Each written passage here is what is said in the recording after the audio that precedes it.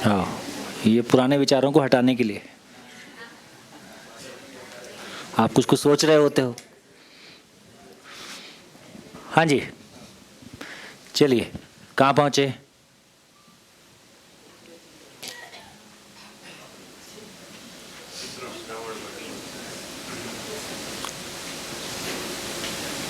कितने लोगों को ऐसा लग पा रहा है कि हाँ, मैं अपने में एक्सप्लोर कर पा रहा हूँ या मैं अपने में क्रियाओं को देख पा रहा हूँ?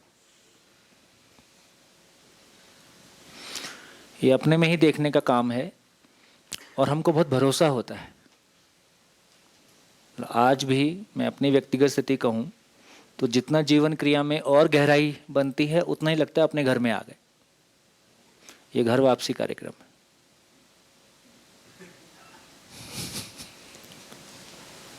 मेरा घर तो यही है ना। काकड़ा जी खुश हो जाते।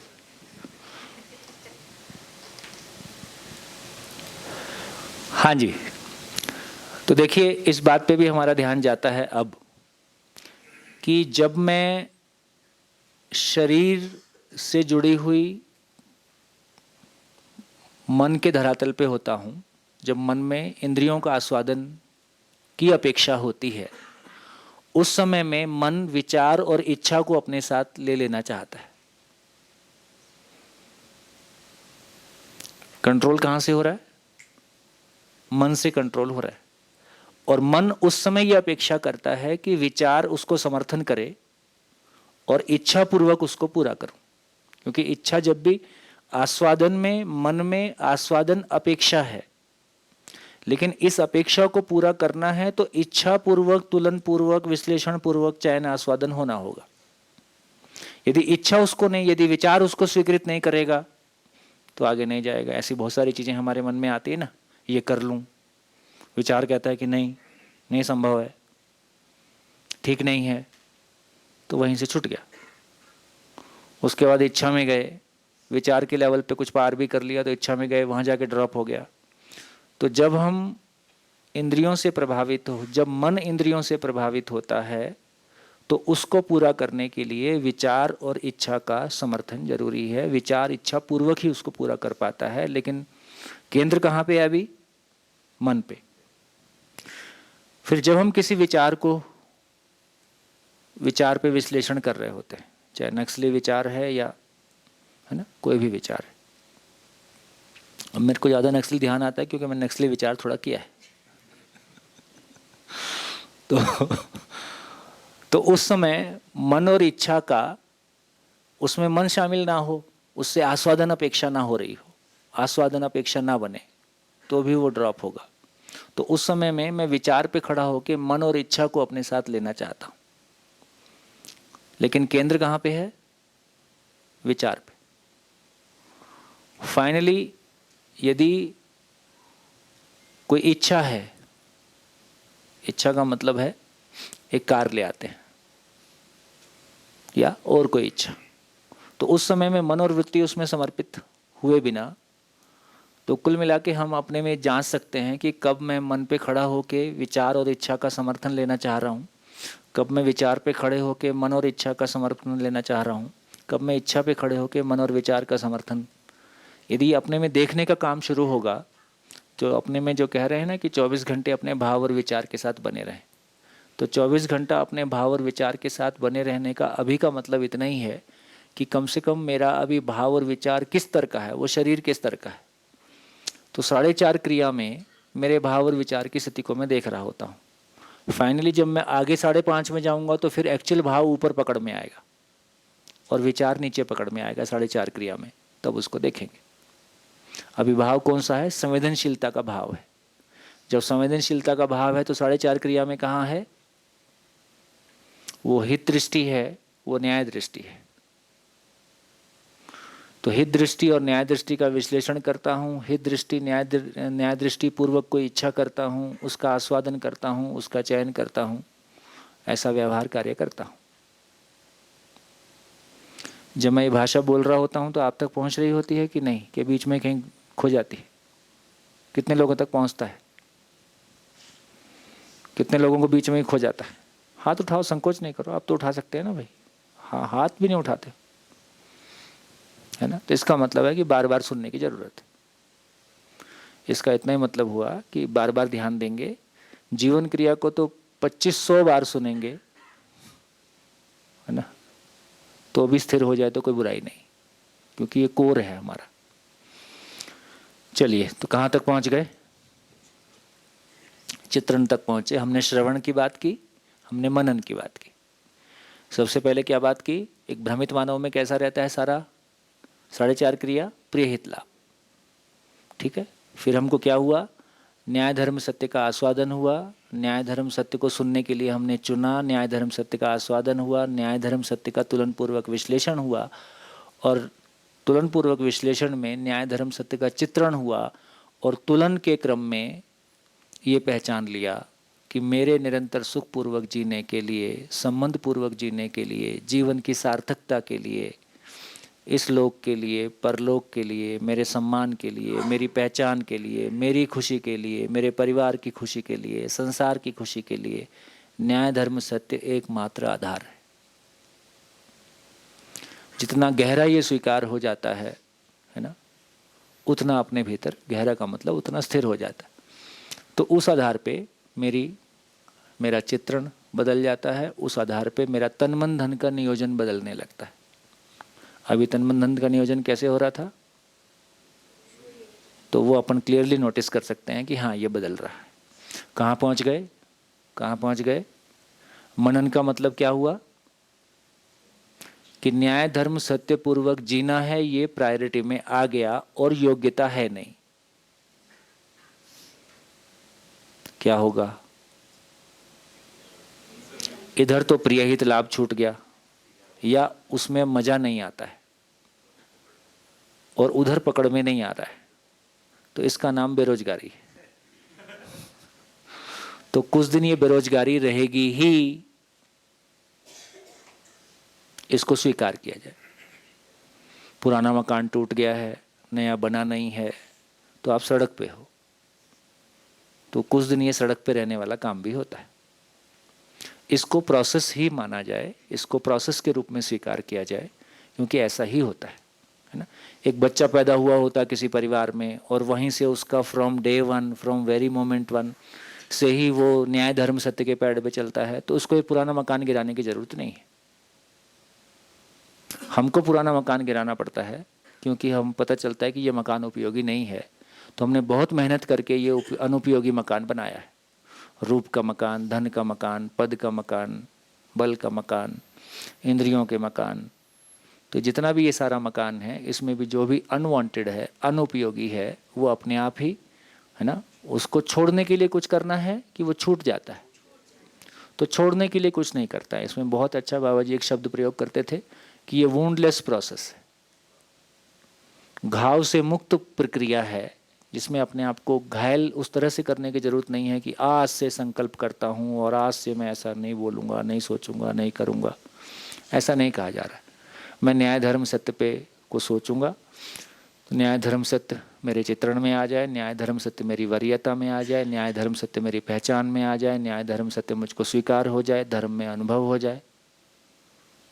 जैसे जैसे, ऐसे ऐसे नहीं, ऐसे है फिर नीचे आता है, ऐसे है फिर नीचे आता है, फिर ऐसे है फिर नीचे आता है, फिर ऐसे है फिर नीचे आता है, फिर ऐसे है फिर नीचे आता है, ऐसे है फिर ऐसे चला जाता है।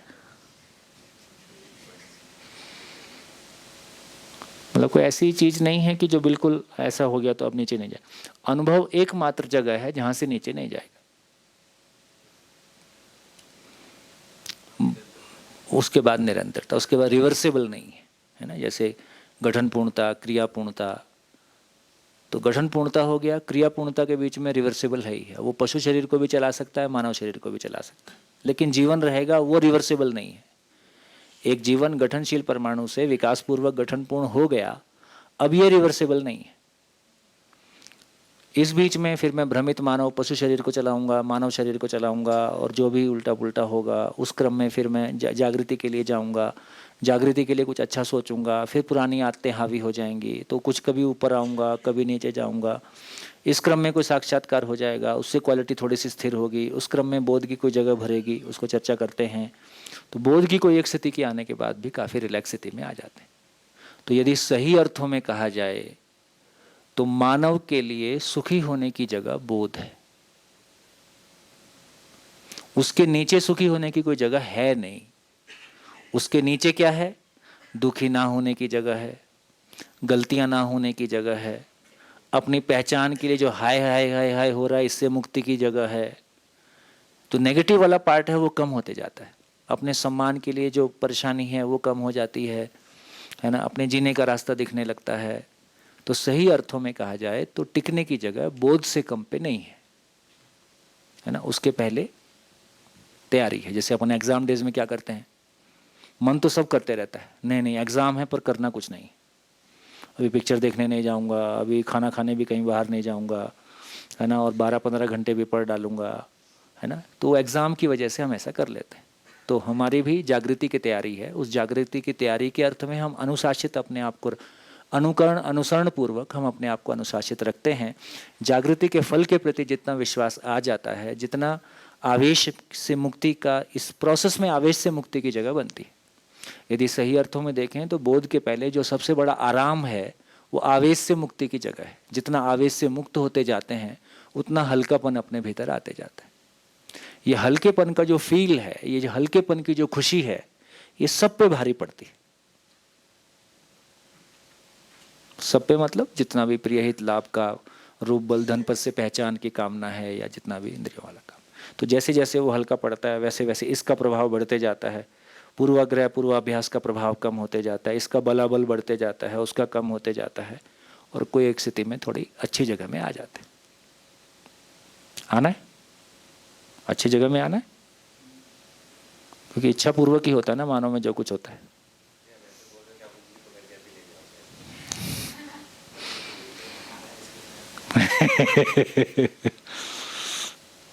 हो जाएगा ये ऐसा ही। देखो जो पहली बार कोई ऋषिकेश से उत्तर यहाँ गंगोत्री आया होगा तो क्या मेहनत लगी होगी।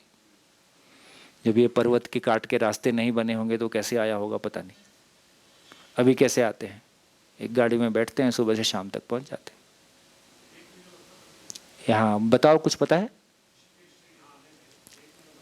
अच्छा, जब ये रोड नहीं थी, पहाड़ी ऐसी। अच्छा अच्छा अच्छा, ये वाला रोड यूज नहीं करते हैं, बाद में बना है। ये रोड कितना पुराना है? अच्छा, मात्र 50 साल ही पुराना है। हाँ अच्छा अच्छा अच्छा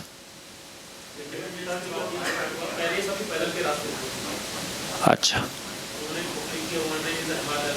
वॉन्डरिंग इन हिमालयाज, जैसे बद्रीनाथ केदारनाथ वगैरह से लेकर अच्छा, और सिक्किम तक, यानी पूरा हिमालय उन्होंने पैदल ही भ्रमण किया था। तो कहाँ मिलेगी वो बुक? ये यहाँ आर्ट गैलरी में है, आर्ट गैलरी मिल जाएगी। Wandering in the Himalayas. और दूसरी बुक ये है Himalaya the through the lens of a sadhu. तो उन स्वामी जी ने, जैसे गौमुख है, गौमुख से रास्ता बद्रीनाथ को जाता है, पैदल वो ट्रैक करते थे आर्मी के लोगों के साथ। 7 दिन में वहाँ पहुँच गए थे बद्रीनाथ। अच्छा, हाँ, और यहीं से जो रास्ता कैलाश मानसरोवर का है वो बहुत पुराना रूट था। बहुत पुराना बहुत ही पुराना रूट था। अच्छा, कैलाश मानसरोवर का भी। तपोवन महाराज जो है, जिनके नाम पर तपोवन है, हाँ, वो भी यहाँ से कैलाश मानसरोवर गए थे। और जो तपोवन महाराज थे यहाँ, वो 1918 में आ गए थे। ऐसे ऐसे ऐसे ऐसे। स्वामी तपोवन महाराज यहाँ पर 1918 में आ गए थे। अच्छा, स्वामी तपोवन महाराज 1987 18 में आ गए थे। हाँ, अच्छा, 18 में 1921 में उन्होंने यहाँ हट बनाया हुआ है, बाजू में है, यहाँ सूर्यकुंड के नज़दीक है। और उनके फॉलोवर स्वामी सुंदरानंद जी हैं। उन्होंने अराउंड 60 ईयर्स तक भ्रमण पूरा किया था हिमालयाज का, और मोर देन 50,000 फोटोग्राफ्स का उनका कलेक्शन है। उसमें से उन्होंने 425 फोटोग्राफ्स का एक कलेक्शन एक बुक फॉर्म में है, वो अटल बिहारी वाजपेयी जी ने उनका पुस्तक का विमोचन किया था। तो अगर आप और जानकारी चाहें तो यहाँ से आपको अच्छी जानकारी मिल सकती है। आर्ट गैलरी है बाजू में, यहाँ आर्ट गैलरी मेन रोड पे होगी ये नहीं, सूर्य। अच्छा, यहीं पे। एसपी मैम को दिखाया था मैंने। अच्छा अच्छा अच्छा मैं दिन में वहीं रहता हूँ। अच्छा, बहुत बढ़िया, ठीक है। कोई एक अच्छी बुक जिसमें पूरे हिमालय का एक अच्छा डाटा हो।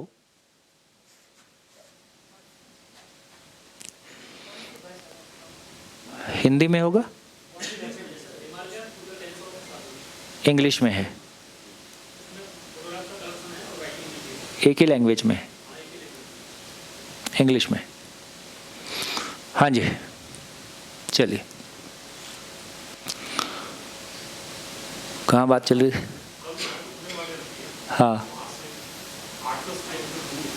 पैदल यात्री जो जाते थे उसका पहला जो चट्टी बोलती थी यहाँ पर घूमने का स्थान गरुड़ चट्टी है, स्वर्गाश्रम से करीबन 5-7 किलोमीटर में गया हुआ उधर।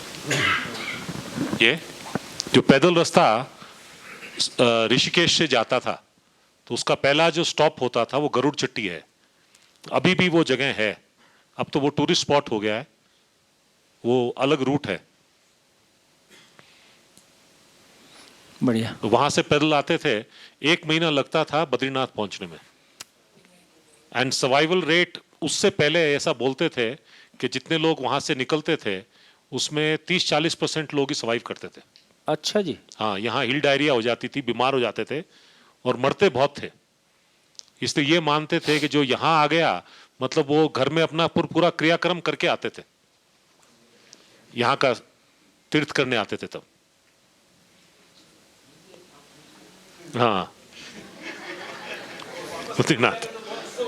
हाँ, मतलब कोई बहुत रेयर आदमी था जो यहाँ का तीर्थ करके वापस चला जाए। बोलते हैं कि ये तो बहुत ही कोई बड़ा आदमी आ गया है। हाँ,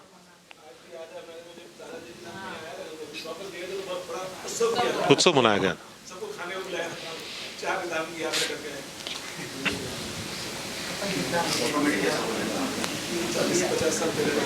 भैया दिल्ली की कंपनी है जो हेलीकॉप्टर में चारों भ्रमण करा रहे हैं, 4 दिन में खत्म करवा रहे। हाँ, उसमें कोई फील नहीं आता है, फील नहीं आता है। हेलीकॉप्टर से घूमना कोई बहुत उपयोगी भी, जिनका शरीर उसके लायक नहीं है उनके लिए ठीक है। जब तक आप उसमें वो चलने से जो फील आता है वो अधिकतम है, उससे कम में मोटरसाइकिल पे आता होगा, उससे कम कार में आता होगा, उससे कम हेलीकॉप्टर में आएगा।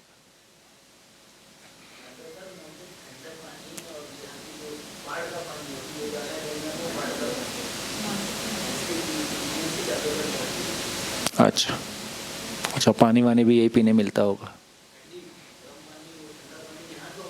गर्म पानी अवेलेबल होने के लिए 3 दिन तक लोगों को समझ में नहीं आया कि गर्म पानी पीना चाहिए। पानी ही नहीं पीते थे। कई लोग हैं आधा गिलास और 1 गिलास में पूरा दिन निकाल दिए, तो उनके पेट में गड़बड़ तो होती ना। तो महीने भर के सफर में अगर ऐसा हो गया तो गया जीवन विद्या पार।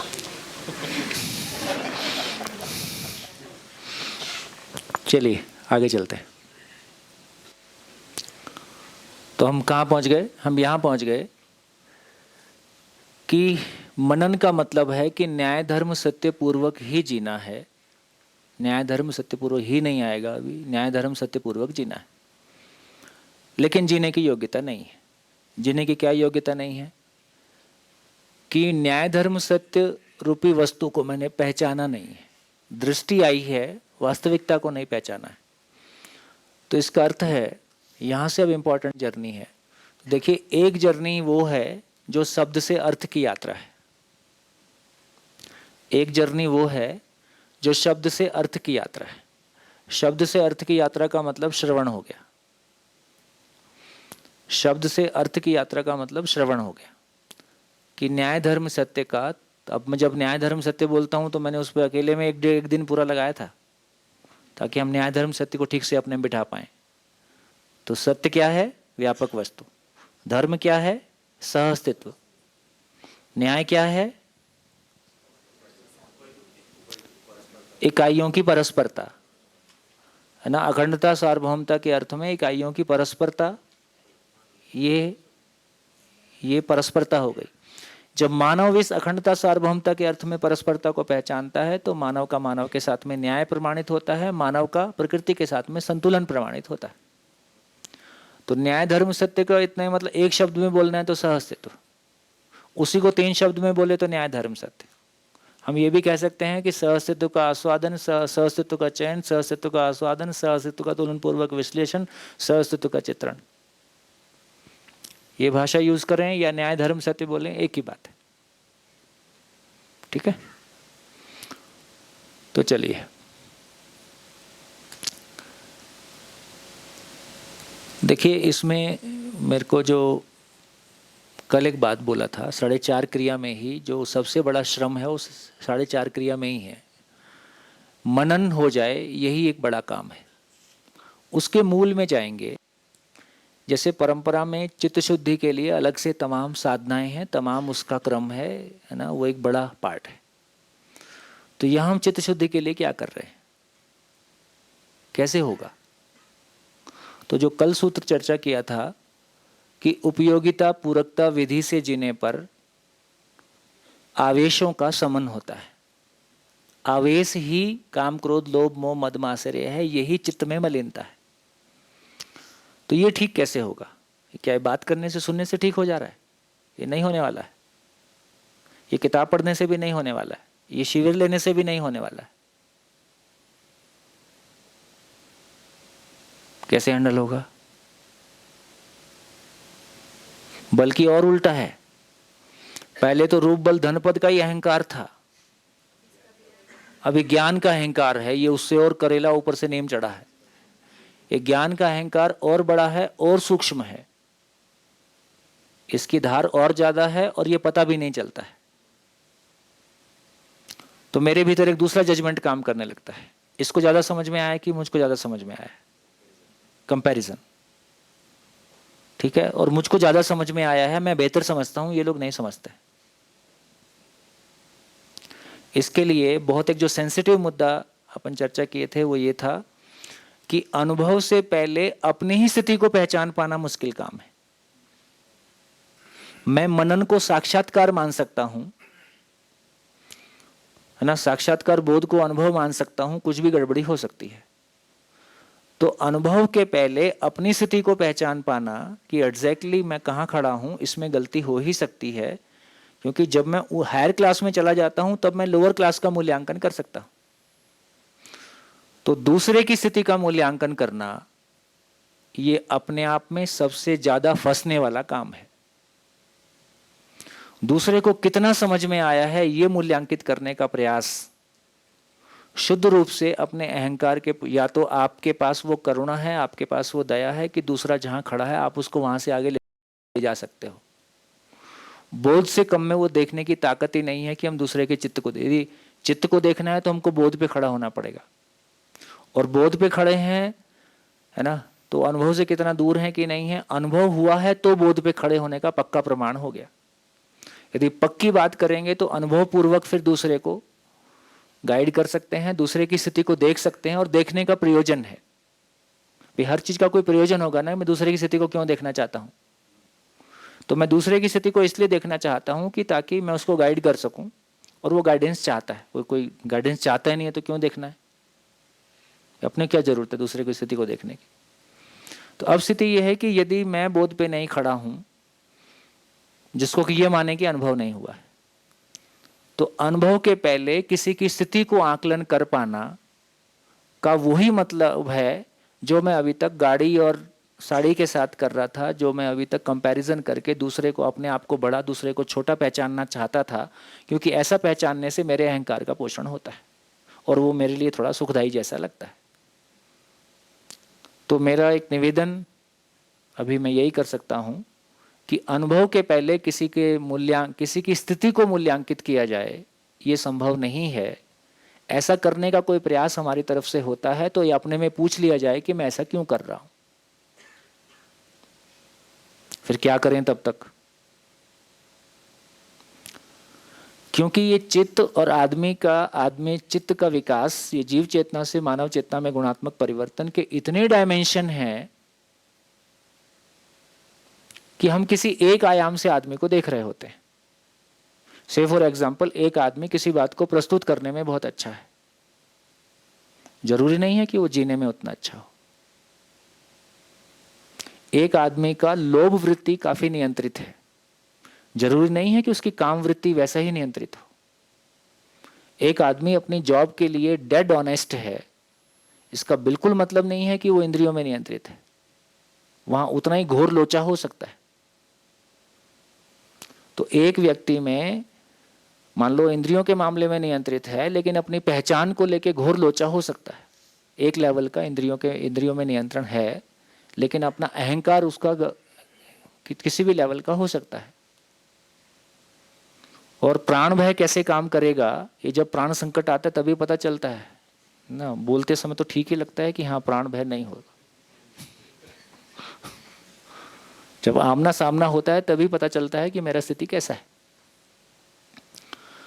ये तो मैंने 2-4 बातें कही, लेकिन ये इतनी डायमेंशन में हो सकता है, इतने कॉम्बिनेशन में हो सकता है, काम क्रोध लोभ मोह मद मात्सर्य और प्राण भय तमाम चीजें, कि हम वाकई में किसी की स्थिति को देख पाना ये अनुभव से कम में संभव नहीं है। मैं अपनी भी जब स्थिति को देख रहा होता हूँ तो किसी एक मामले में थोड़ी सी अच्छी स्थिति को देख रहा होता हूँ, किसी एक मामले में थोड़ी खराब स्थिति को देख रहा होता हूँ। और आप पाएंगे कि अपने ही शरीर यात्रा के किसी काल में एक व्यक्ति बहुत अच्छा जिया और 20 साल बाद वो निम्नतम होके जिया, और आप इमेजिन नहीं कर सकते कि ये वही आदमी था।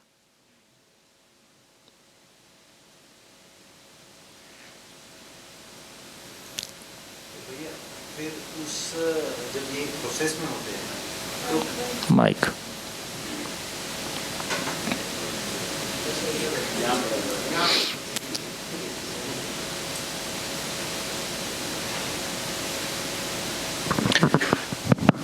तो भैया जब ये प्रोसेस में होते हैं अनुभव तक जाने की, तो दूसरों से कंपैरिजन से तो कुछ निकलता नहीं है, तो खुद का आकलन कैसे करें, हमें अपनी स्थिति का कैसे अंदाजा हो? वो ठीक है।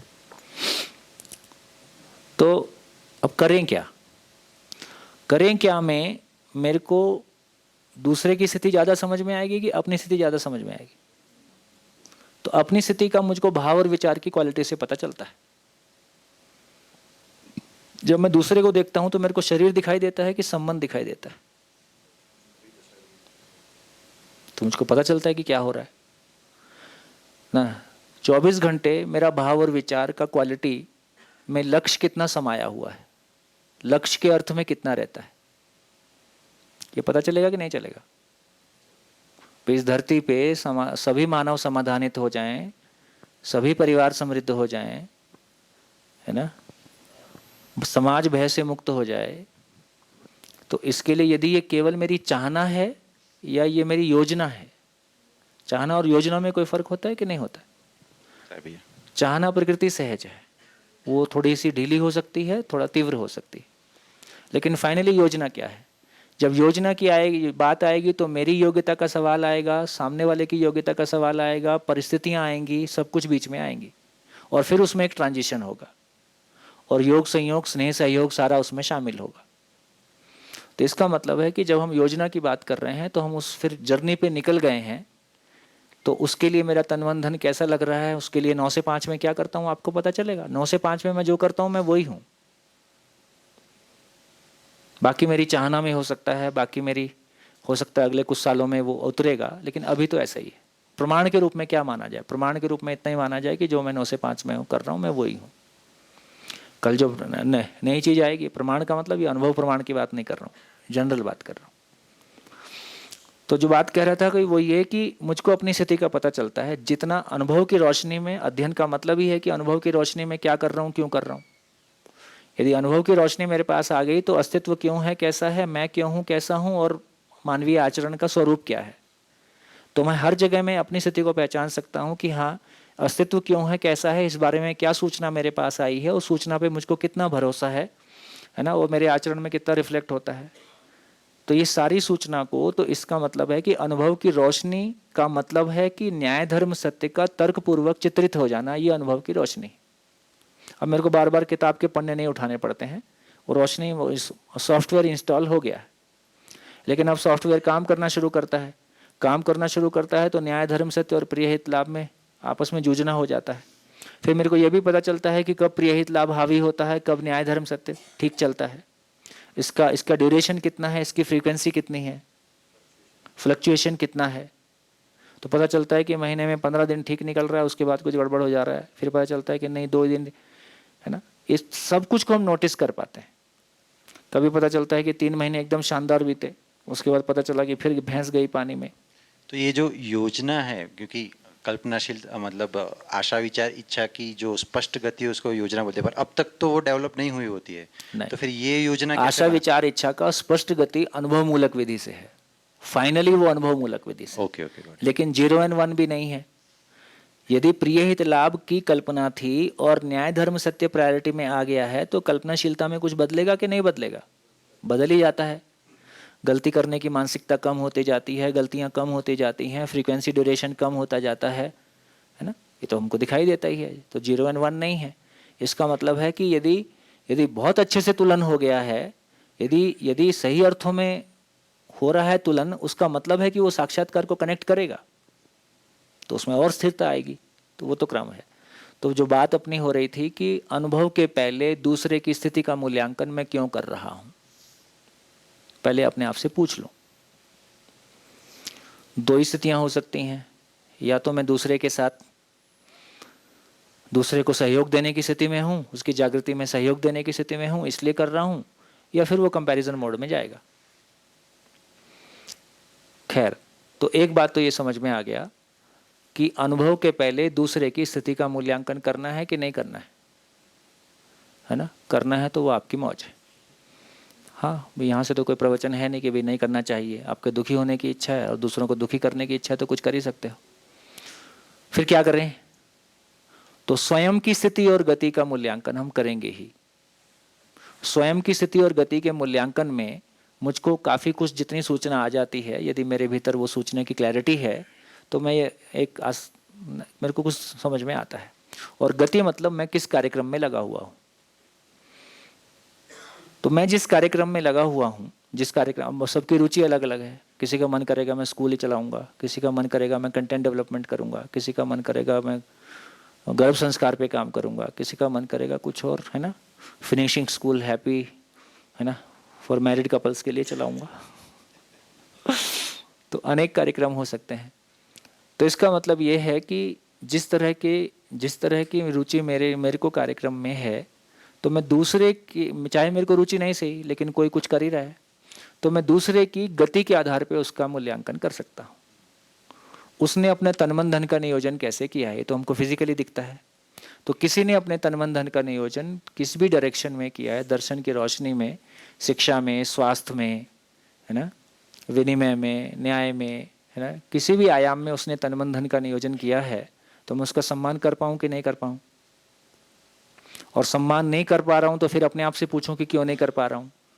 तो जब स्वयं के प्रति विश्वास में कमी होती है, तब मैं दूसरे की अच्छाई का सम्मान नहीं कर पाता हूँ। तो यदि मैं दूसरे की अच्छाई का सम्मान नहीं कर पा रहा हूँ, इसका सीधा इतना ही मतलब है कि मुझ में स्वयं के प्रति विश्वास नहीं है। मैं दूसरे की अच्छाई को अप्रिशिएट नहीं कर पा रहा हूँ, इसका मतलब है कि दूसरे की अच्छाई को अप्रिशिएट करने में अपनी पहचान का संकट खड़ा हो जाता है। ये ठीक लगता है? और मेरी पहचान को मैं संकट में डालना नहीं चाहता हूं, इसलिए मैं उस तरफ जाता ही नहीं। तो इसका अर्थ यह हुआ कि चाहे मैं उस कार्यक्रम में शामिल नहीं हूं फिजिकली, लेकिन मेंटली, इमोशनली मैं कोई भी अच्छाई का, चाहे वो दर्शन के साथ ना भी हो, कोई व्यक्ति पेड़ पौधे ही लगा रहा है, कोई व्यक्ति गाय के लिए काम कर रहा है, कोई व्यक्ति नेचुरल फार्मिंग के लिए काम कर रहा है, कोई व्यक्ति किसी के साथ संवेदनशीलता पूर्वक किसी कार्यक्रम को बनाए हुए है, उसका हम सम्मान कर पाए। नहीं, ये तो निरर्थक है, इससे कुछ नहीं निकलेगा। फिर तुम्हारी दम है तो उससे आगे ले जाओ। तो ये जो अपने आप में कहीं ना कहीं अपने अहंकार का पोषण ही है कि हम दूसरे को उसकी स्थिति से जब नकारते हैं, है ना। तो दर्शन से जुड़ा हुआ है तो ठीक है, नहीं जुड़ा हुआ है तो मूर्ख है।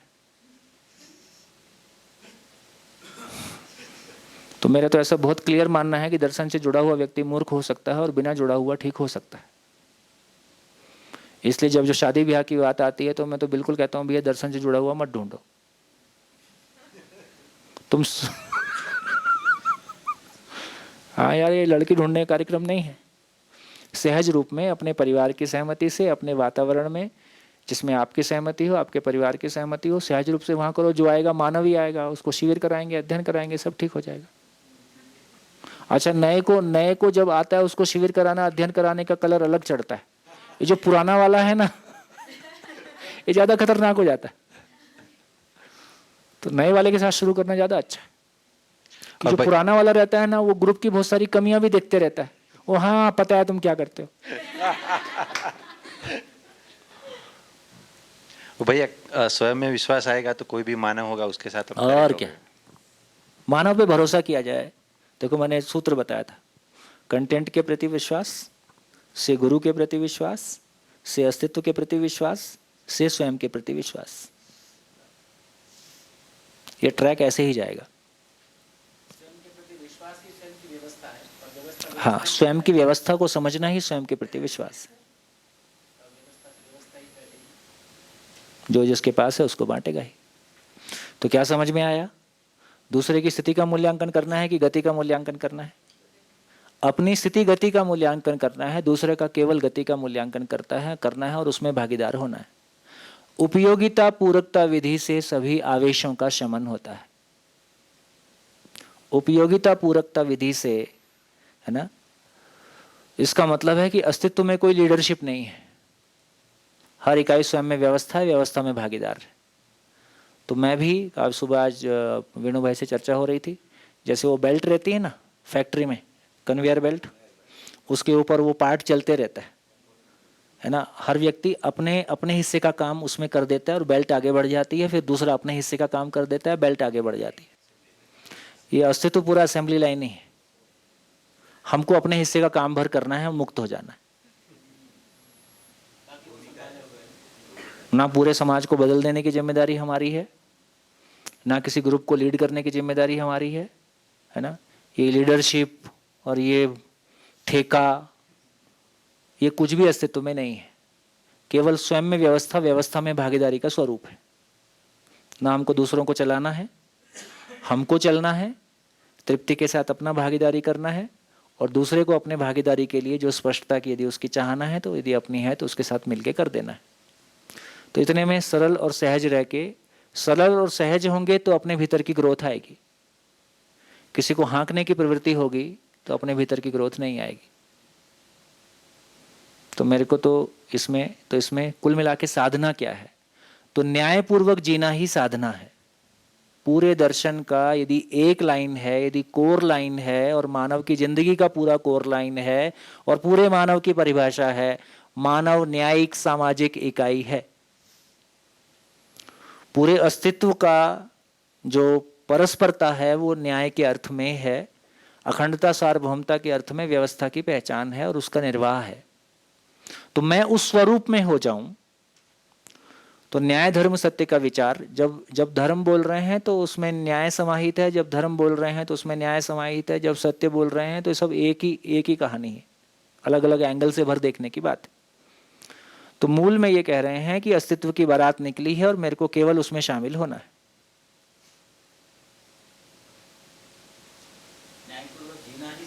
न्यायपूर्वक जीना ही साधना है, साधना का फल ही समाधान है।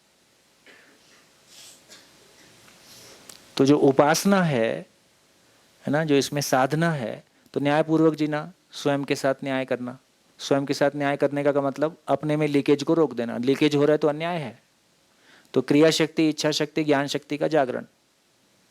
तो मेरे भीतर यदि इंद्रियों से लीकेज है तो इसको बोला क्रिया शक्ति में लीकेज है। फिर आशा विचार इच्छा में लीकेज है ना, चाहे वो पहचान के अर्थ में है, चाहे वो किसी असुरक्षा के अर्थ में है, चाहे वो इंद्रिय भोग के अर्थ में है। इसका मतलब है वो इच्छा शक्ति में लीकेज है। इच्छा शक्ति और ज्ञान शक्ति अपने आप में सुदृढ़ नहीं होगा, इच्छा शक्ति और क्रिया शक्ति अपने आप में सुदृढ़ नहीं होगा, तो ज्ञान शक्ति के लिए थ्रेशोल्ड नहीं मिलेगा। वहाँ जो धक्के की जरूरत है, धक्के से दरवाजा खुलने की जरूरत है, उसके लिए ताकत नहीं मिलेगी। तो इसका मतलब है स्वयं के साथ में न्याय, शरीर के साथ में न्याय, दूसरे के साथ में न्याय, परिवार में न्याय, समाज में न्याय, धरती के साथ न्याय। इतना ही करना है। तो काम की बात क्या निकली? दूसरे की स्थिति का मूल्यांकन क्यों करना है? तो दूसरे की स्थिति का मूल्यांकन करने का एक ही जगह मेरे पास है कि मैं उसकी स्थिति में उसको सहयोग दे सकता हूं। यदि उसकी स्थिति में सहयोग देने का मेरा सामर्थ्य नहीं है तो दूसरे की स्थिति को देखने का फिर इतना ही मतलब है कि मैं बड़ा हूं कि ये बड़ा है, और फाइनली ये सिद्ध करना है कि बड़ा तो मैं ही हूं। ये रूप बल धन पद के से भी ज्यादा खतरनाक स्थिति है, और ये जल्दी से छूटने वाली नहीं है। इससे छुड़ाने के लिए फिर कोई अनुभव संपन्न व्यक्ति ही चाहिए, और नहीं तो इतनी मार खा के फिर मार खाना दूसरा उपाय है। अस्तित्व में नियम है, आप गलती करोगे उसकी प्रतिक्रिया में आपको मार पड़ेगी, उससे आप सुधर जाओ, नहीं सुधरे तो उससे बड़ी मार पड़ेगी। अब सुधर जाओ, अभी भी नहीं सुधरो तो अगली बार उससे बड़ी मार पड़ेगी, और फाइनली शरीर ध्वस्त हो जाएगा, यहां तक मार पड़ेगी।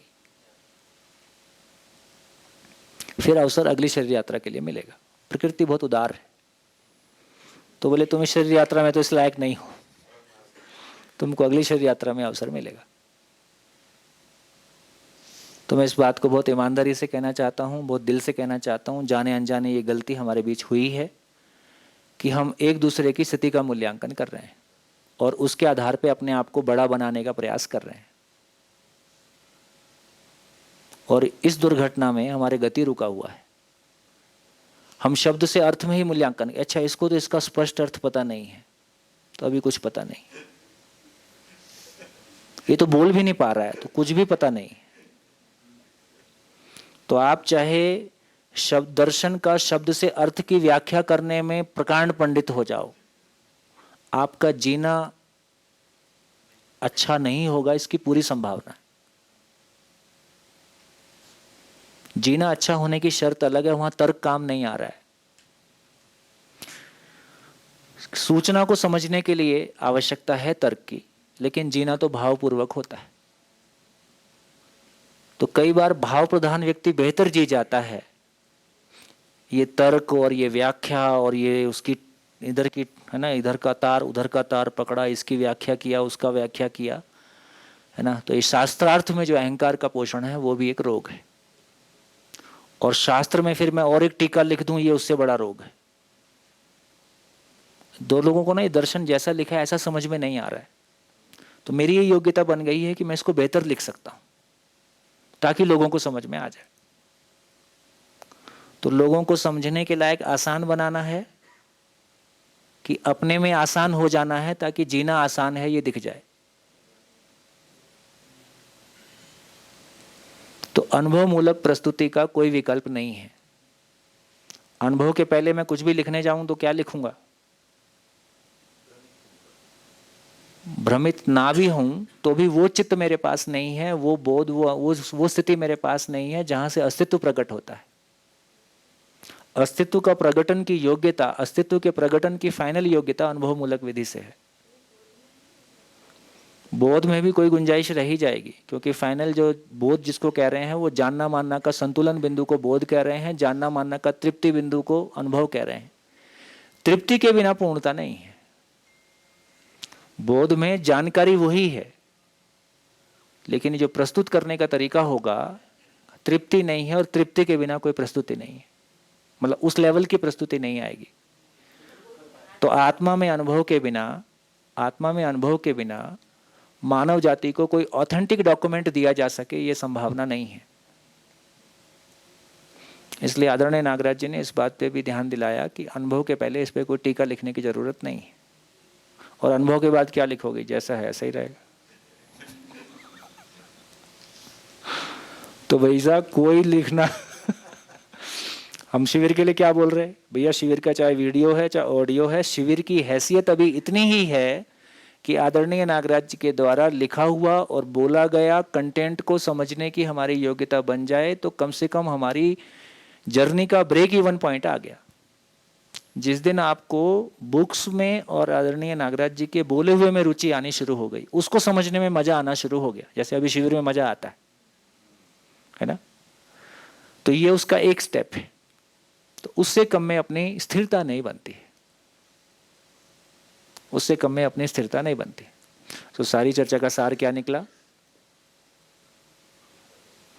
कंटेंट को आसान करना है कि मुझको आसान होना है? कंटेंट को सरल करना है कि मुझको सरल होना है? तो कंटेंट को सरल करने की ज़रूरत नहीं है, मुझको सरल होने की ज़रूरत है। मैं सरल हो जाऊंगा तो बहुत लोगों तक कंटेंट पहुंच ही जाएगा, और वो जीने के स्वरूप में पहुंचेगा, शब्दों के स्वरूप में नहीं पहुंचेगा। बढ़िया। दूसरा क्या निकला? अनुभव के पहले किसी की स्थिति का मूल्यांकन करना अपने लिए खतरनाक है। आप गति के साथ जी सकते हो। हम दोनों मिलके किसी कार्यक्रम में भागीदार हो सकते हैं, हम मिलके शिविर ऑर्गेनाइज कर सकते हैं, हम मिलके अध्ययन ऑर्गेनाइज कर सकते हैं, है ना। अध्ययन में मेरी स्थिति को मैं बता ही सकता हूँ कि मैं विद्यार्थी की हैसियत से, है ना, आपके लिए एक सीनियर स्टूडेंट के रूप में आपके साथ प्रस्तुत हूँ, है ना। तो बिना आराम से चल सकते हैं, कोई झंझट नहीं। कोई आपसे नहीं कह रहा है कि आपको अनुभव क्यों नहीं हुआ, ऐसा कोई नहीं कह रहा है। आदमी इतना ही कह रहा है, यार जितना है उतना ही बताते जाओ। जो अंदर बाहर में एक रूपता है वो बना रहे तो हम साथ मिलकर आराम से चल सकते हैं, और आगे पीछे फिर जो होना होगा। चलिए, तो कहाँ पहुँचे? मेरी न्याय धर्म सत्यपूर्वक जीने की योग्यता है, लेकिन अभी अपेक्षा है, वरीयता में आ गया है, लेकिन जीने की योग्यता नहीं है। तो क्या होगा? पीड़ा होगी। ये पीड़ा ही पात्रता बनेगी। तो पहला ट्रांसफॉर्मेशन ये हो गया 4.5 क्रिया में, प्रिय हित लाभ का चित्रण न्याय धर्म सत्य के चित्रण में बदल गया। दूसरा ट्रांसफॉर्मेशन ये है कि जो शब्द समूह से न्याय धर्म सत्य के अर्थ को मैंने पाया है, वो अर्थ कहाँ पे है? न्याय धर्म सत्य का तर्कपूर्वक चित्रित होना कहाँ पे है? न्याय धर्म सत्य का तर्कपूर्वक चित्रित होना कहाँ पे हो रहा है? चित्त में, कल्पनाशीलता में। लेकिन वो वस्तु कहाँ पे है जिसका चित्रण हुआ है? से फॉर एग्जाम्पल जीवन। वो जीवन है कहाँ पे? वो जीवन चित्त में है कि जीवन अस्तित्व में है? अस्तित्व में है। तो शब्द समूह से इंगित अर्थ के स्वरूप में वस्तु को अस्तित्व में पहचान लेना साक्षात्कार है। शब्द समूह से इंगित अर्थ के स्वरूप में वस्तु को अस्तित्व में पहचान लेना साक्षात्कार है। क्या मतलब? मैंने सहअस्तित्व के बारे में सुना। डूबा है, गिरा है, भीगा है, पारदर्शी है, नित्य प्रभावी है, प्रकटनशील है, 4 अवस्थाओं के रूप में प्रकट है, अखंडता है, सार्वभौमता है। सारी बात सुन ली। सारी बात सुन के क्या बना? ये जो सहअस्तित्व बोल रहे थे, इसका मीनिंग की क्लैरिटी बन गई कि सत्ता में संपृक्तता और सत्ता अपने आप में क्रिया शून्यता और पूर्णता जैसी कोई महिमा, जिसमें होने मात्र से हर इकाई पूर्णता के अर्थ में गतित है और इसलिए परस्परता में संबंध को पहचानती है। तो मेरे सामने पूरी सृष्टि खुल गई। जितना ही क्लियर हो जाएगा उसका प्रमाण क्या है? जब भी देखूंगा मेरे को सहअस्तित्व ही दिखता है, जब भी सुनूंगा सहअस्तित्व ही दिखता है। सहअस्तित्व सुनता हूं, सहअस्तित्व देखता हूं, सहअस्तित्व बोलता हूं, सहअस्तित्व को जीता हूं। जितना ये मेरी कल्पनाशीलता में भर जाएगा, जैसा चित्रण हो जाता है फिर वैसे ही दिखता है ना। फिर आप कुछ भी कहीं भी गुजरोगे दिखेगा वही। तो धीरे धीरे ये सब जुड़ के एक हो जाता है। तो इसका अर्थ है कि शब्द समूह से इंगित अर्थ के स्वरूप में वास्तविकता को अस्तित्व में पहचान लेने का नाम साक्षात्कार है।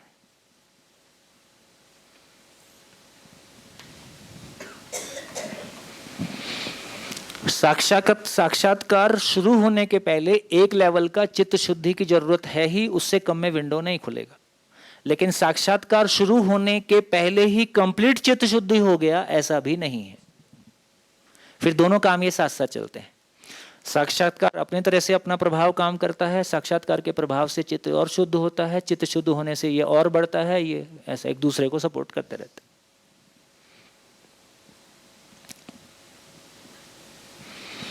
कहां पहुंच गए? कौन सा भैया? साक्षात्कार के बारे में बोला कि शब्द समूह से इंगित अर्थ के स्वरूप में अर्थ से इंगित वस्तु को अस्तित्व में पहचानना। वस्तु तो अस्तित्व में है, सह अस्तित्व स्वयं अस्तित्व है, जीवन रूपी वस्तु अस्तित्व में है, न्याय रूपी वस्तु अस्तित्व में है।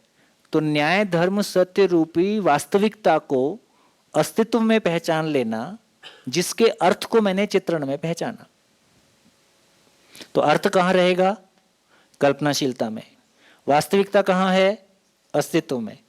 तो वास्तविकता का, न्याय धर्म सत्य रूपी कल्पनाशीलता का वास्तविकता के साथ में तदाकार हो जाना। क्या बोला? न्याय धर्म सत्य की कल्पना का, न्याय धर्म सत्य की कल्पना का न्याय धर्म सत्य रूपी वास्तविकता के साथ में तदाकार हो जाना। तो कल्पना का वास्तविकता के साथ में तदाकार हो जाने का नाम साक्षात्कार है। एग्जाम्पल देता हूं। जैसे जीवन के बारे में बहुत सारा सुना। जीवन क्या है? गठनशील परमाणु से विकास पूर्वक गठन पूर्ण हुआ है। जीवन क्या है? सूक्ष्म अति सूक्ष्म इकाई। जीवन क्या है? मध्यांश में एक कण, परिवेश में 4 परिवेश होने से ऐसा। जीवन शरीर को कैसे चलाता है? पुंजाकार विधि से चलाता है। जीवन में क्या चीज है? समझने की अक्षय बल शक्ति है, कल्पनाशीलता है, कर्म स्वतंत्रता है। जीवन में क्या है? निरंतर सुख की चाहना है, समाधान पूर्वक सुखी होता है। अब ये बहुत सारा डेटा मेरे पास आ गया। जब पहली बार कहा था कि मैं जीवन हूं, तब क्या था मेरे पास डेटा के रूप में? तब मेरा जीवन को लेकर चित्रण कैसा था? तब तो शरीर ही था। अब मेरा जीवन को लेकर चित्रण कैसा आ गया? अब मेरा जीवन को लेकर चित्रण आ गया है। तो शब्द समूह से इंगित जीवन के बारे में जो भी कुछ शब्द समूह से कहा, उसका तर्कपूर्वक चित्रण हो गया है, तो अर्थ स्थिर हो गया है। वस्तु को अस्तित्व में देख लेना दर्शन है। वास्तविकता को अस्तित्व में देख लेना दर्शन है। दर्शन मतलब क्या? अरे दर्शन मतलब देखना। तो क्या चीज को देखोगे? दर्शन को देखोगे कि वास्तविकता को देखोगे? दर्शन देखने की क्रिया है। तो मैं क्या चीज को देखूंगा? वास्तविकता को देखूंगा। ऐसा। तो वास्तविकता को देखने का नाम दर्शन है। हाँ जी, फिर से एक बार है।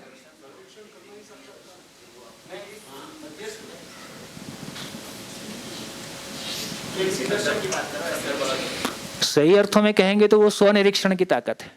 सर्वेक्षण तो फिर बाहर चला गया, सर्वेक्षण तो संसार में चला गया। स्वनिरीक्षण ही कह सकते हैं। स्वनिरीक्षण सही अर्थों में वास्तविकता को देखना है। देखिए, एक बात को अपन समझ सकते हैं।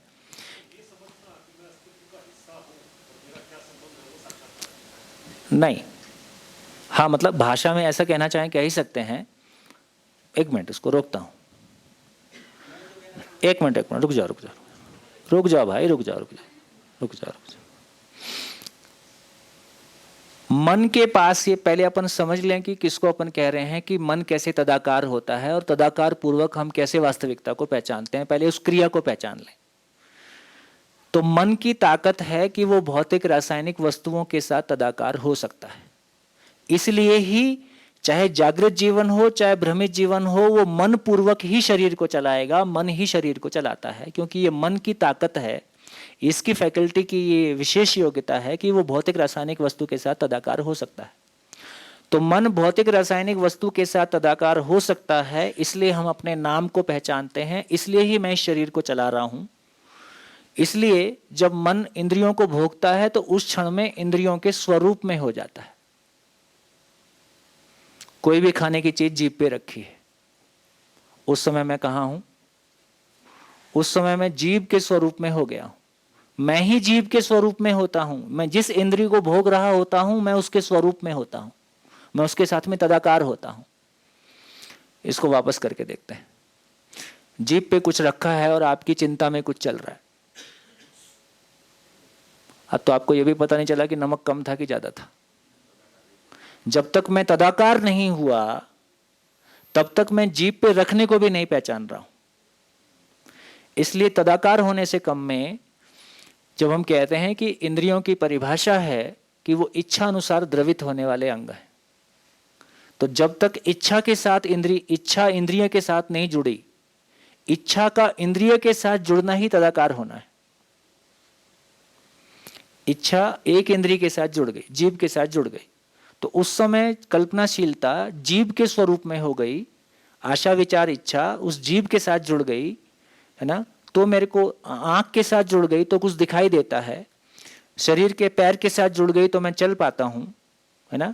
तो मन की ताकत है, फाइनली कल्पनाशीलता की ताकत है कि वो शरीर के साथ तदाकार होता है। इस यदि मैं तदाकार नहीं हो सकता, ना मैं गाड़ी चला सकता हूं, ना मैं कोई चीज खेल सकता हूं, ना मैं खाना बना सकता हूं। तो मानव का शरीर के साथ सारा क्रियाकलाप करना मन का शरीर के साथ तदाकार होने का स्वरूप है। बढ़िया, एक काम हो गया। इस घटना की वजह से हम जिंदा हैं। इस घटना के कारण हम जिंदा हैं कि मन शरीर के साथ तदाकार हो सकता है। पूरा हो गया।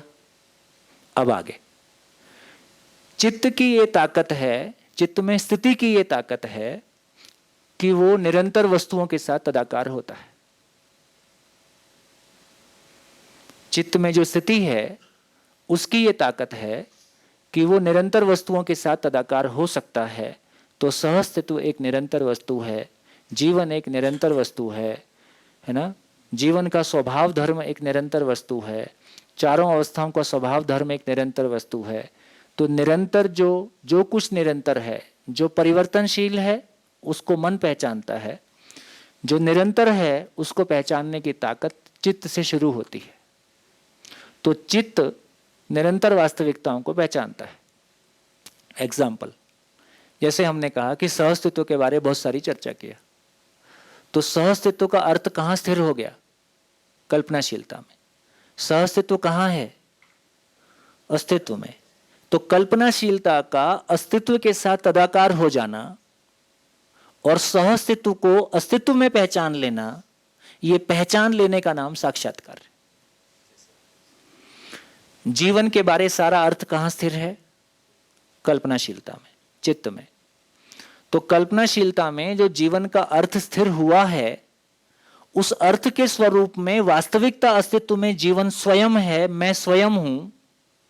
उस अर्थ का स्वयं के साथ तदाकार हो जाना और स्वयं को डायरेक्टली अस्तित्व में पहचान लेने का नाम साक्षात्कार है। नागराज जी ने जहाँ तक काम किया उनकी कृपा से, उसके बाद ये कह सकते हैं कि मध्यस्थ दर्शन को वास्तविकता में पहचान लेने का नाम साक्षात्कार है। हाँ, उसको ऐसा कहें कि आदरणीय नागराज जी ने डायरेक्टली अस्तित्व से समझा, इसलिए उसको अनुसंधान कहा। हम उस दर्शन के माध्यम से अस्तित्व को पहचानने की कोशिश कर रहे हैं, इसका नाम शोध है। तो शोध पूर्वक लोकव्यापीकरण होता है। अनुसंधान पूर्वक कोई सच्चाई पहली बार मानव अस्तित्व में पहचानता है। हम रिसर्च कर रहे हैं। शोध पूर्वक साक्षात्कार होता है। इसलिए कहा कि साक्षात्कार पूर्वक शोध होता है, साक्षात्कार पूर्वक अध्ययन होता है, अध्ययन पूर्वक साक्षात्कार। अनुसंधान हो चुका है। अनुसंधान आप तक पहुंचेगा तो शोध पूर्वक पहुंचेगा। तो शोध पूर्वक अध्ययन, अध्ययन पूर्वक शोध।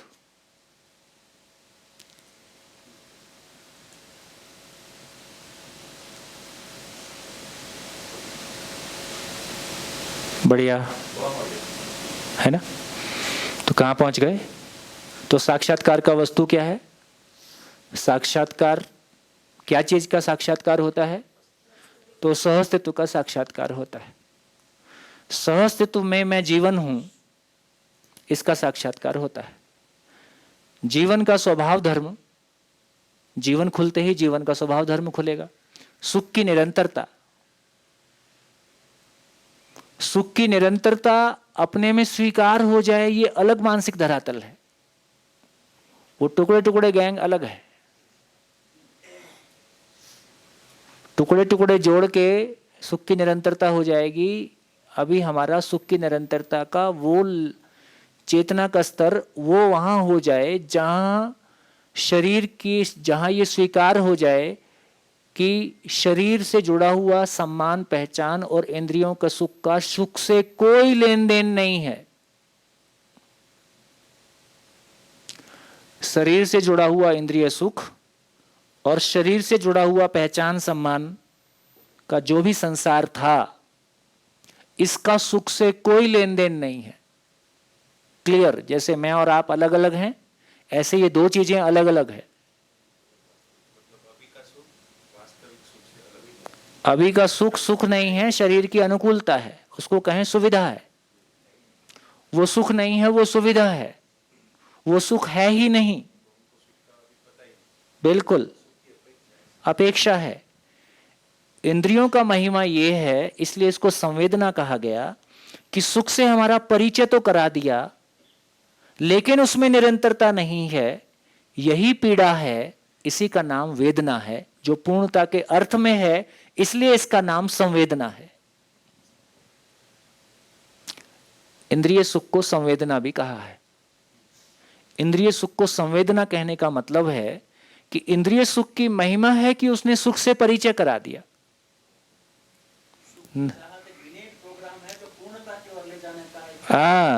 इसलिए उसका नाम संवेदना है। तो इंद्रियों में जो सुख है, उससे हमारा सुख से परिचय तो हो गया, पर उसमें निरंतरता नहीं है, ये पीड़ा है, इसका नाम वेदना है। ये वेदना किस अर्थ में है? हमको तंग करने के लिए है कि सुख का रास्ता बताने के लिए है? ये पूर्णता के अर्थ में वेदना है, इसका नाम संवेदना है। माइक। ये 7 दिनों में जब ये व्यापक खुलता है, जब जीवन की बात करते हैं, तो जो भास होता है वो सुख है। गुड। व्यापक की चर्चा में कितने लोग रोए? कितने लोग के आंसू आए? कितने लोग का मन एकदम उससे जुड़ा? हाथ उठाओ। ठीक। और उसके बाद हमारी कोई चर्चा करने की स्थिति नहीं रही, इसलिए उसके बाद का सत्र हमको सस्पेंड करना पड़ा। और उस रात भी चर्चा होने की स्थिति नहीं थी, इसलिए मुझे को चर्चा करना पड़ा।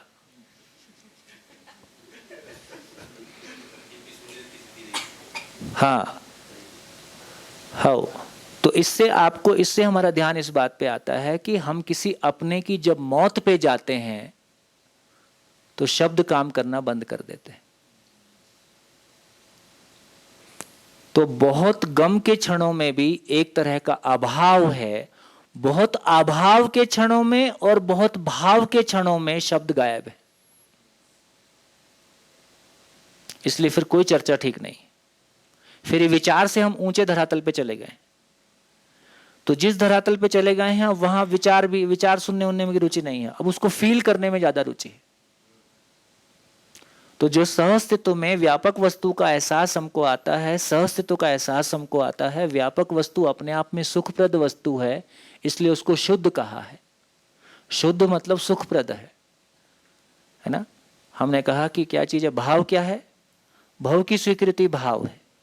भाव क्या है? होने का नाम भाव है ना। ये कल्पनाशीलता क्या है? जीवन और व्यापक वस्तु के सहअस्तित्व में व्यक्त प्रभाव है। व्यापक वस्तु की लाक्षणिकता कैसी है? व्यापक वस्तु कल्पनाशीलता सीमित वस्तु है कि असीमित वस्तु है? असीमित वस्तु है। तो क्रिया से जो व्यक्त वस्तु है वो असीमित है ना। इस अर्थ में यह कहा कि व्यापक वस्तु और इकाई के सहअस्तित्व में व्यक्त प्रभाव कल्पनाशीलता है। और यह भी हमने पहले चर्चा किया है कि हर इकाई अपनी पात्रता अनुसार ऊर्जित है। जड़ उसको पाकर क्रियाशीलता के रूप में व्यक्त होता है ना। प्राण संसार उसको पाकर स्पंदनशीलता के रूप में व्यक्त होता है। पशु शरीर को चलाता हुआ जीवन उसको पाकर आशा के रूप में व्यक्त होता है। और भ्रमित मानव कल्पनाशीलता के रूप में व्यक्त होता है। जागृत मानव संज्ञानशीलता के रूप में व्यक्त होता है। इसका मतलब है पात्रता लगातार। तो जड़ से प्राण की पात्रता ज्यादा है, प्राण से जीव शरीर को चलाता हुआ जीवन की पात्रता ज्यादा है, उससे मानव शरीर को चलाता हुआ जीवन की पात्रता ज्यादा है। और जागृत मानव में जीवन की स्थिति वो है जहां आत्मा से वो पूर्णतया व्यक्त है। इसलिए व्यापक वस्तु ही ज्ञान है, ऐसा कहा। व्यापक वस्तु ही ज्ञान है, ज्ञान ही ईश्वर है।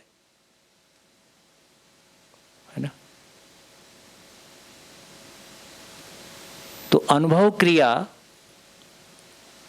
क्रिया मतलब इकाई, लेकिन अनुभव से जो प्रकट है वो सीमित नहीं है, वो असीमित है। अब यहां भाषा का लोचा आ जाता है।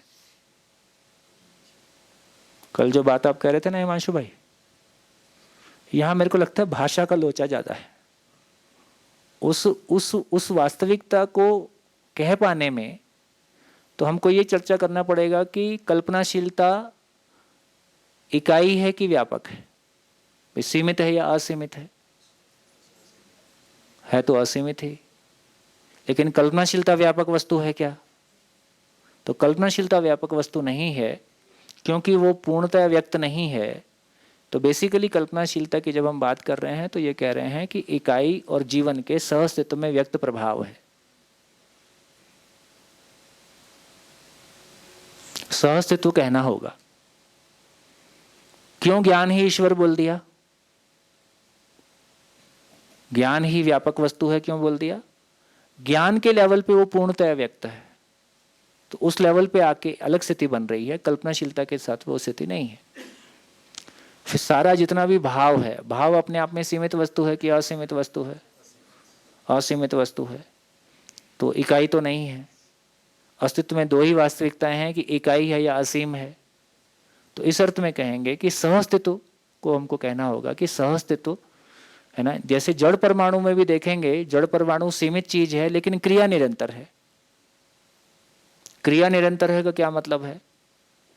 कि व्यापक वस्तु अपने आप में असीम है या ऊर्जा स्वरूप है ना। तो यदि व्यापक वस्तु में इकाई ऊर्जित है तो उसमें भी क्रिया निरंतर है, सीमित क्रिया रुक रुक के नहीं हो रही है। चाहे ऑर्बिटल पार्टिकल हैं चाहे केंद्र के पार्टिकल हैं, क्रिया उनकी निरंतर है। तो ऐसा हमारा ध्यान जाता है।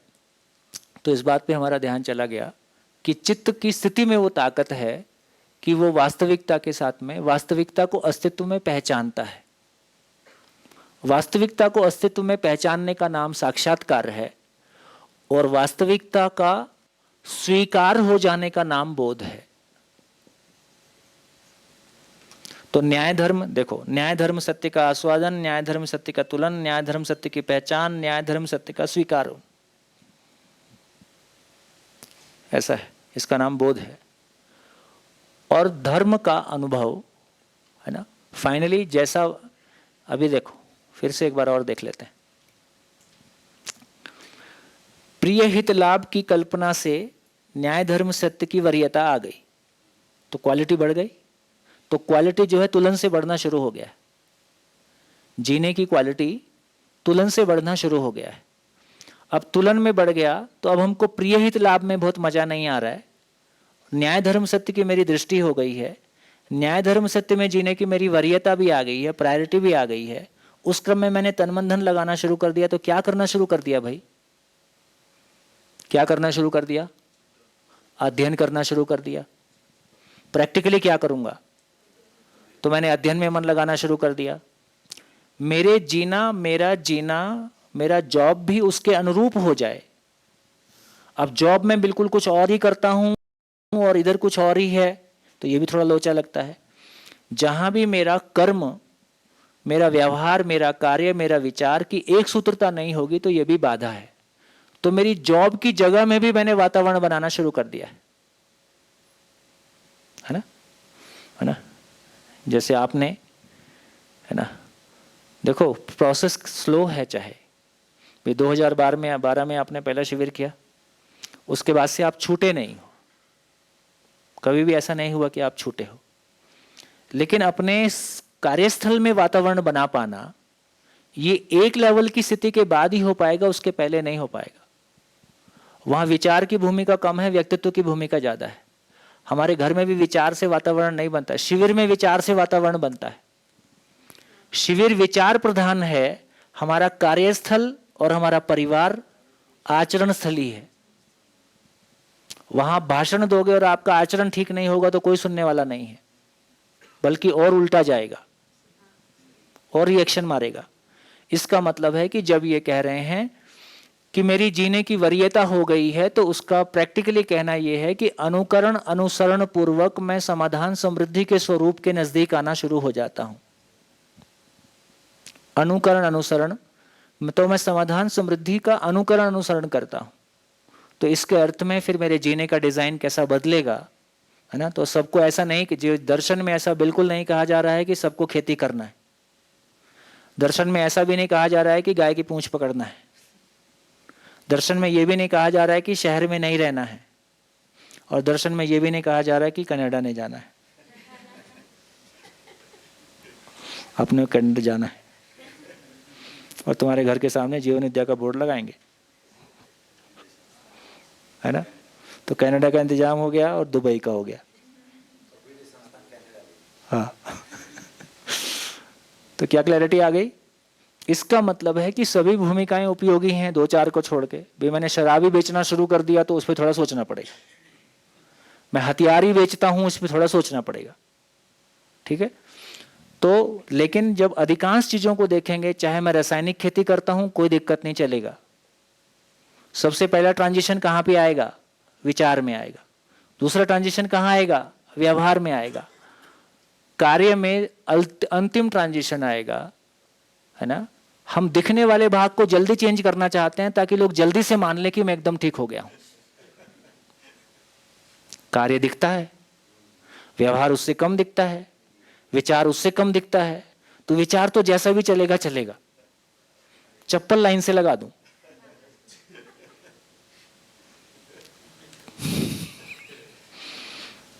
चप्पल लाइन से लगा दूं तो विचार लाइन में लग जाएंगे कि विचार लाइन में लगने से चप्पल लाइन में लगे तो ठीक है? विचार लाइन में लग गए तो चप्पल लाइन में लगने की निरंतरता है, और चप्पल लाइन में लगाने से विचार लाइन में लगने वाले नहीं है। इसलिए पर अनुशासन से काम चलेगा कि स्वानुशासन से काम चलेगा? पर अनुशासन सुखदायी है कि स्वानुशासन सुखदायी है? स्वानुशासन सुखदायी है। तो इससे हमारी ये क्लैरिटी बनी कि मैं न्याय धर्म का आस्वादन करता हूं, इसको मेरे को फर्स्ट हैंड परिचय हो गया। शिविर में इतना काम तो हो ही रहा है। ये न्याय धर्म सत्य का आस्वादन ही है कि हमको यहाँ टिकाए हुए है। तो न्याय धर्म का आस्वादन हो गया। कितने लोगों को लगता है कि मेरे भीतर प्रिय हित लाभ की तुलना में न्याय धर्म सत्य पूर्वक जीने की वरीयता आ गई है? आ गई है, ठीक हो गया। अब ये वरीयता आ गई है, इसका मतलब है कि यहां तक पहुंच गए, चित्रण बदल गया, योजना बदल गई। इस क्रम में अब चित्त शुद्धि कोई चीज है। दर्शन की पूरी इंफॉर्मेशन, साथ में पूर्वाभ्यास और पूर्वाग्रह के दबाव का कम होना। उसके लिए साधना क्या है? साधना क्या है? न्यायपूर्वक जीना ही साधना है।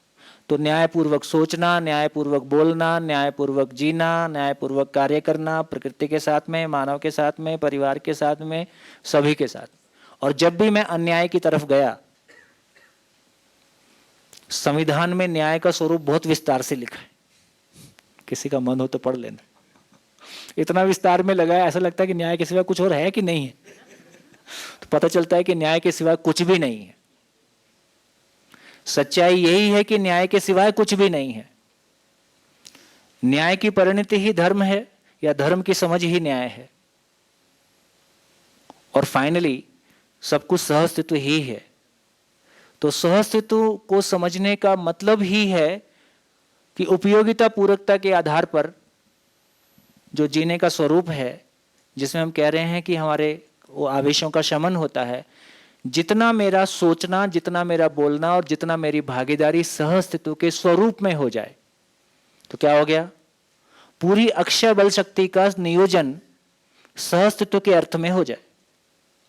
तो मेरा सोचना, मेरा बोलना, मेरा करना, मेरा व्यवहार सब कुछ न्याय के अर्थ में हो जाए, तो मेरे पूरे तन धन का नियोजन सहअस्तित्व के अर्थ में हो जाए। ये सहअस्तित्व के अर्थ में हो जाए, इससे पूर्वाग्रह पूर्वाभ्यास का दम कम होना शुरू हो जाता है। जितना उधर तृप्ति होना शुरू हो जाता है, उधर इसका दम कम होना शुरू हो जाता है। किसी एक लेवल के बाद मैं सहअस्तित्व को सीधा सीधा अस्तित्व में पहचान, सहअस्तित्व मेरे भीतर स्थिर हो जाता है कि हाँ, ये सब कुछ सहअस्तित्व के अर्थ में है। उसमें जीवन हूं, मैं जीवन हूं, इस बात की डायरेक्ट पहचान सीधा सीधा मैं स्वयं में पहचान सकता हूं कि हाँ, ये जीवन है। उसके आधार पर स्वभाव और धर्म की पहचान और तीनों अवस्थाओं के स्वभाव। तो जब हम यहाँ पहुँच गए तो क्वालिटी बदलेगी कि नहीं बदलेगी, और यहाँ पहुँच गए तो क्वालिटी और स्थिर हो जाएगी। यहाँ पहुँच गए तो बोध के आधार पर ऐसा ही जीने का संकल्प होता है। तो जब मैं फिर से भ्रमित स्थिति में आ रहा हूँ, जब मैं भ्रमित स्थिति में हूं तो चित्रण को जब मैं वास्तविकता को पहचानता हूं तब इसका नाम साक्षात्कार है। जब मैं साक्षात्कार पूर्वक चित्रण करता हूं तो बेसिकली उसको चिंतन बोल रहे हैं। तो चिंतन शब्द सही अर्थों में अनुभव मूलक विधि से इस्तेमाल हुआ है। अनुभवगामी विधि से हम वास्तविकताओं को पहचानते हैं, फाइनली अनुभव मूलक विधि से चिंतन के आधार पर चित्रण होता है। तो चित्रण की क्वालिटी पहले कहां से आ रही थी?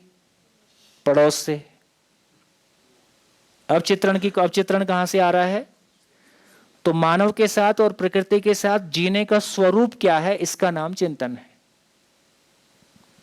मानव और प्रकृति के साथ जीने का स्वरूप की जो पहचान है उसका नाम चित्रण है। स्वरूप के आधार पर मैं चित्रण को पहचानता हूं, इसका नाम योजना है।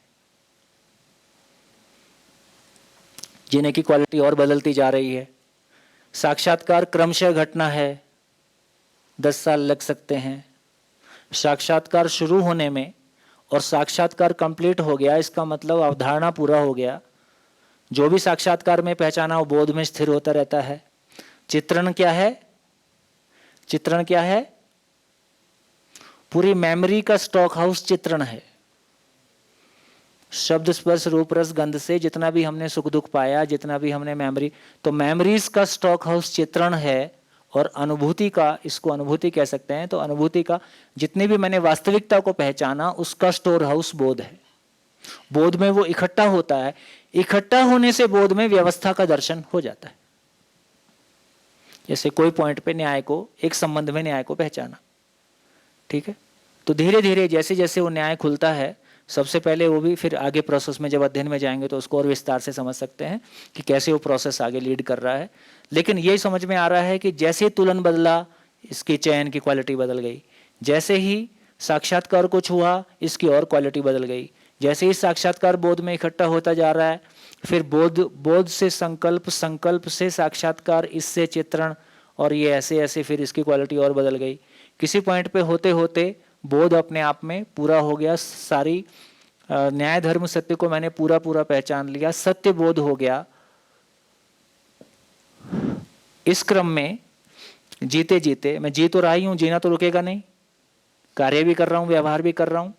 कार्य में जो तृप्ति है और व्यवहार में जो तृप्ति है, फाइनली सत्य बोध हुआ। सत्य को मैंने स्वीकारा। सत्य बोध होते ही बुद्धि आत्मा को पहचान पाती है। जिस क्षण बुद्धि आत्मा को पहचान पाती है, उसी क्षण आत्मा व्यापक वस्तु में अनुभूत होता है। आत्मा का व्यापक वस्तु में अनुभूत होने का मतलब है आत्मा भी एक मध्यांश का कण है। जीवन के मध्यांश का नाम आत्मा है। आत्मा भी एक कण है या कोई इकाई है। व्यापक वस्तु उस इकाई के भी आर पार है।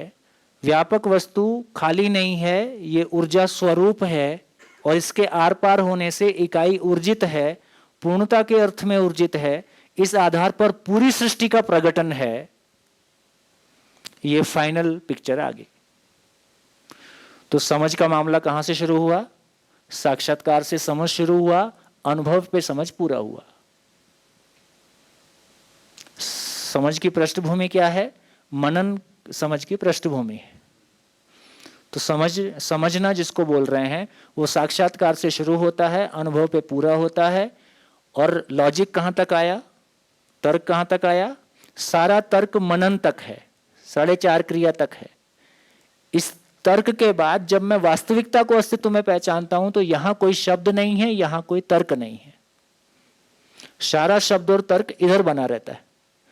जब मैं वास्तविकता को पहचानता हूं तो डायरेक्टली वास्तविकता है। तो साक्षात्कार और अनुभव तक कोई तर्क नहीं है, कोई शब्द नहीं है, केवल अनुभूति है।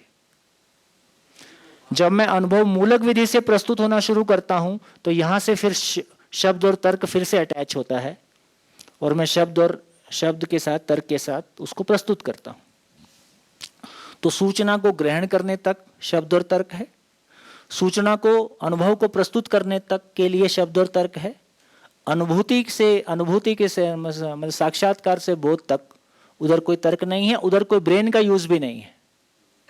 यहां ब्रेन डिस्कनेक्ट हो जाता है। हाँ, तो सारा ब्रेन का जो प्रोसेसिंग है, तो 4.5 क्रिया ब्रेन पे प्रोसेस्ड रहता है ताकि शरीर के साथ कनेक्टिविटी बनी रहे। जिन क्षणों में साक्षात्कार होता है उन क्षणों में ब्रेन शांत है, ब्रेन का कोई यूज ही नहीं है वहां पे। बढ़िया, तो दम लगाओ प्यारे लाल।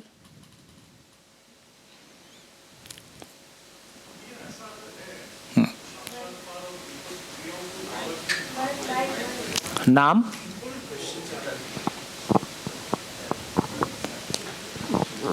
भैया, साक्षात्कार और उसके ऊपर की वस्तुओं के अंदर तर्क और शब्द नहीं है, ये बात तो समझ में आती है। फिर बाबा जी ने ये दर्शन लिखने में उसके ऊपर की जितनी भी क्रियाएं हैं, इनको शब्द क्यों दिए? कल्पनाशीलता का पेट भरने के लिए, वहां तक पहुंचाने के लिए। कल्पनाशीलता में यदि वो आएगा ही नहीं तो मैं उधर जाऊंगा ही क्यों? जीवन का सब कुछ इच्छा विधि से होता है। इच्छा में ये स्वीकार होना कि साक्षात्कार नाम की कोई चीज है, उसको मैं बताऊंगा कैसे? नहीं तो फिर गूंगे का गुड़ हो गया। अनुभव को व्यक्त नहीं किया जा सकता है, तो ज्ञान निर्वचनीय है, अव्यक्त है, से ज्ञान वचनीय है और व्यक्त है, इसलिए शिफ्ट हो पाया कि हम साक्षात्कार बोध अनुभव को कह पाए, नहीं तो गूंगे का गुड़ है। इसलिए शिक्षा परंपरा में आ सकता है, नहीं तो साधना परंपरा में रहेगा। हाँ, बस बिल्कुल मैं समझ गया बात, बिल्कुल भैया। अद्भुत है भाई, अद्भुत है, अद्भुत है।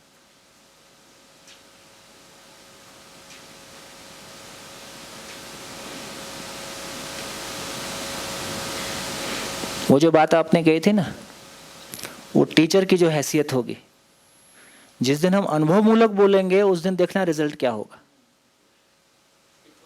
आप तो अनुभव के पहले बोल रहे हैं।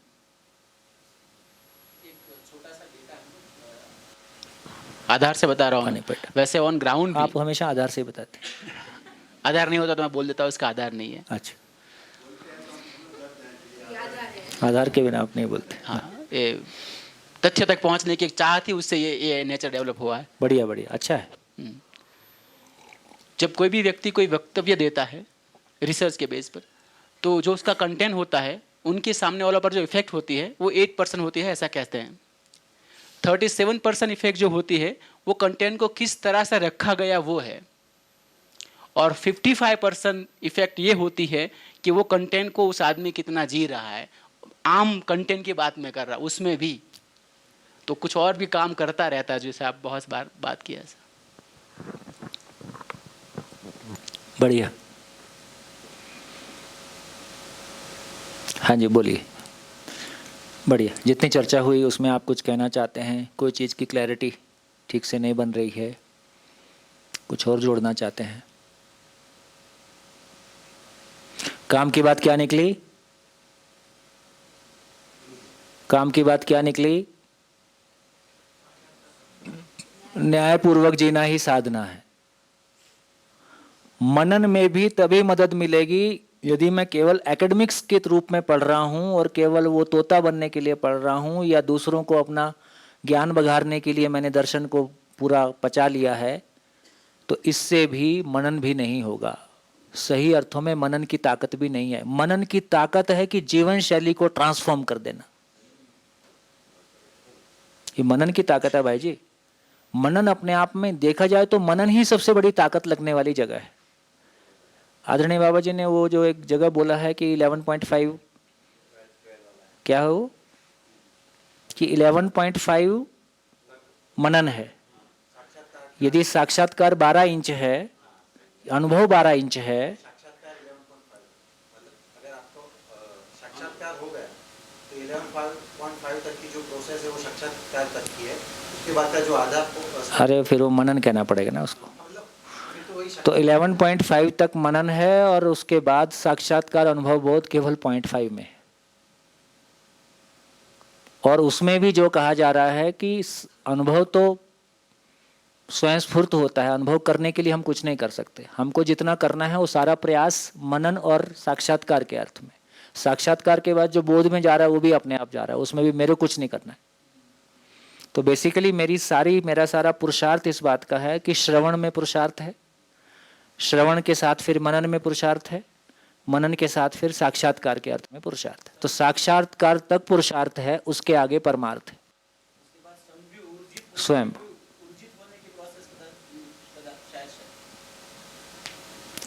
ऊर्जित तो है ही है, लेकिन कुल मिला के उसके बाद इतना हो जा रहा है कि उसके बाद स्वयं स्फूर्त बाय नेचर है वो। मैं प्रयासपूर्वक अनुभव करता हूं ऐसा नहीं, मैं प्रयासपूर्वक साक्षात्कार करता हूं।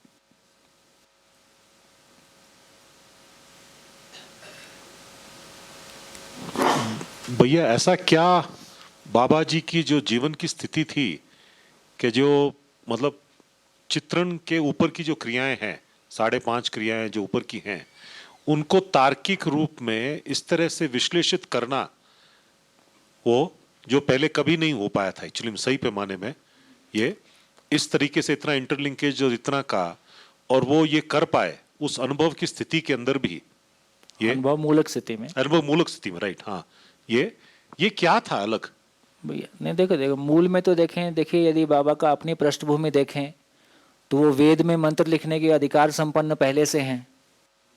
तो जो व्यक्ति वेद में मंत्र लिखने के अधिकार संपन्न पहले, साधना के पहले है, इस साधना शुरू किया 1950 में, उस समय उनकी एज थी 30 साल।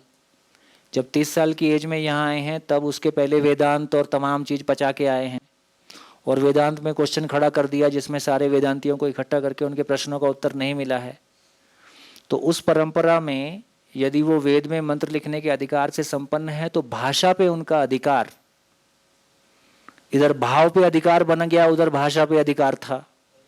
भाव और भाषा के अधिकार से साहित्य का सृजन हो गया। पे ऐसे भी देखो, हम मना नहीं कर सकते, ऐसे लोग हो ही सकते हैं जिनको ये अनुभव हुआ हो, हम मना तो कर नहीं सकते। लेकिन शायद यदि उस भाषा पे अधिकार नहीं होगा तो भाषा के रूप में प्रकटन नहीं हो पाया। किसी को अनुभव हुआ नहीं होगा, इसको अपन मना नहीं कर सकते। प्रमाण नहीं है, प्रमाण दो ही तरह से मिलेगा, परंपरा के अर्थ में मिलेगा या लिखित साहित्य के अर्थ में मिलेगा। लिखित साहित्य और परंपरा में अभी तक ये मौलिक रूप में उपलब्ध नहीं है कि गठन विकास पूर्वक गठनशील परमाणु विकास पूर्वक गठन पूर्ण होता है, गठन पूर्ण क्रिया पूर्ण होता है और क्रिया पूर्ण आचरण पूर्णता को प्रमाणित करता है। तो ज्ञान को आचरण पूर्वक प्रमाणित किया जा सके, अभी तक ज्ञान अनुभूति का विषय है, वो स्वांत सुखाए कोई चीज है, उसको आचरण पूर्वक प्रमाणित किया, शिक्षा परंपरा में और व्यवस्था परंपरा में उसको प्रमाणित किया जा सकता है। तो अनुसंधान के रूप में गठनशीलता, गठन पूर्णता, क्रिया पूर्णता मौलिक है, ये मौलिक काम है।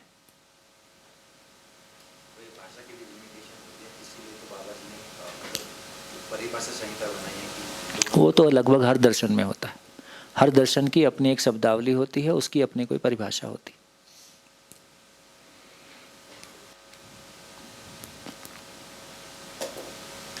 बोलो भाई।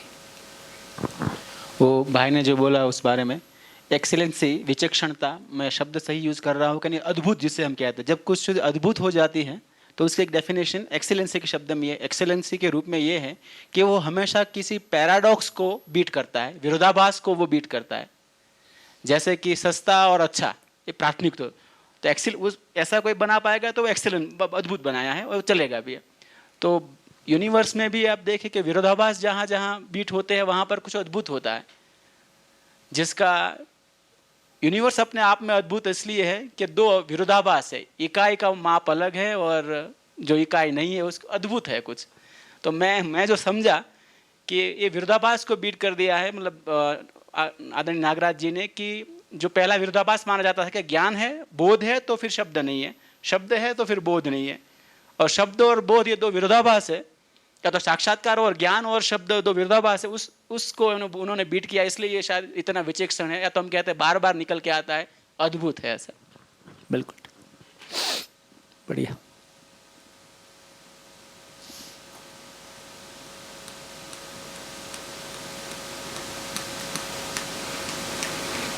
बोलिए।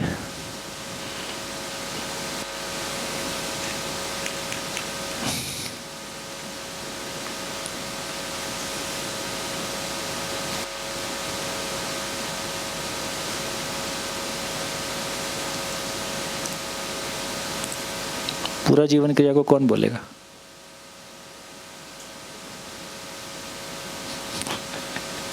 क्या बोल रहे?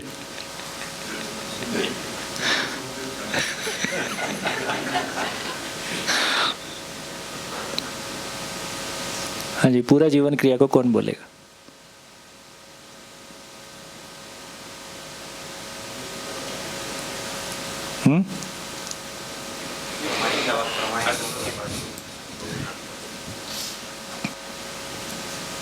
मेरे को काम पे लगाना आपको आता है।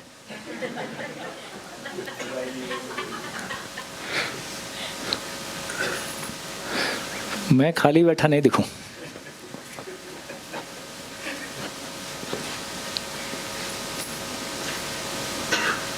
एक होता है ऑप्टिमम यूटिलाइजेशन, एक होता है मैक्सिमम यूटिलाइजेशन, उसके बाद होता है एक्सप्लॉयटेशन।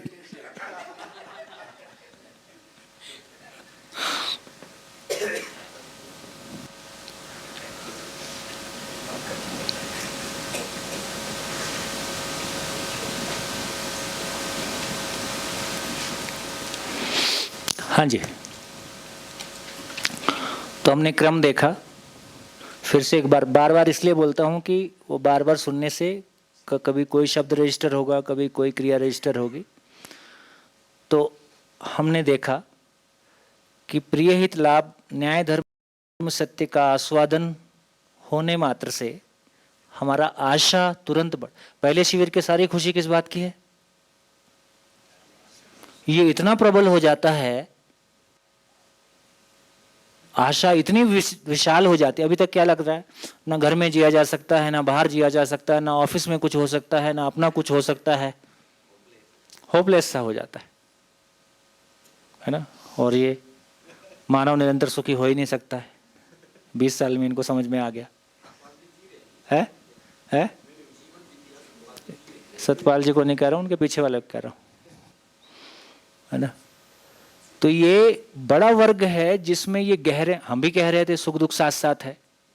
यदि सुख दुख साथ साथ है इसका मतलब सुख की निरंतरता हो नहीं सकती। यदि सुख दुख साथ साथ है इसका मतलब सुख की निरंतरता हो नहीं सकती। तो ये बड़ा वर्ग है जिसमें गहरे में स्वीकार है कि सुख की निरंतरता नहीं हो सकती, ऐसी कोई चीज नहीं होती है। इसके लिए तमाम फिलॉसफीज भी हैं जो ऐसा इसको परसू करती हैं कि हाँ ये ऐसा कोई चीज संभव नहीं है। तो पहला जो खुशी का पहले शिविर में जो बहुत लंबी छलांग जैसी दिखाई देती है या बहुत बड़ी खुशी मिलती है, वो इस बात की खुशी है कि आशा कहीं भी बाधित नहीं होती। ऐसा लगता है कि हो सकता है। तो इसका मतलब है उसका आधार मिलता है कि जब प्रिय हित लाभ और न्याय धर्म सत्य को हम पहचान पा रहे हैं। तो प्रिय हित लाभ न्याय धर्म सत्य को पहचान पा रहे हैं तो यहाँ पे वरीयता आते ही इसकी क्वालिटी बदलना शुरू हो जाती है। हमारी भाषा शिविर के दौरान ही लोगों की भाषा बदल जाती। ठीक, तो फाइनली यहाँ भाषा का बदलना और गलतियों का कम होना बड़ा भाग ये है, और तन मन धन का नियोजन बदलना। उसके बाद यदि वास्तविकता को पहचानना संभव हो गया तो जीने की क्वालिटी फिर अलग तरह से व्यक्त होना शुरू होती है, उसमें स्थिरता आती है। न्याय धर्म सत्य का साक्षात्कार, न्याय धर्म सत्य की पहचान का मतलब है साक्षात्कार। न्याय धर्म सत्य का स्वीकार हो जाना, फिर से कहा कि ये क्रमशः घटना है। तो किसी क्षण में हम, अब जैसे यहाँ भी अलग अलग जर्नी है।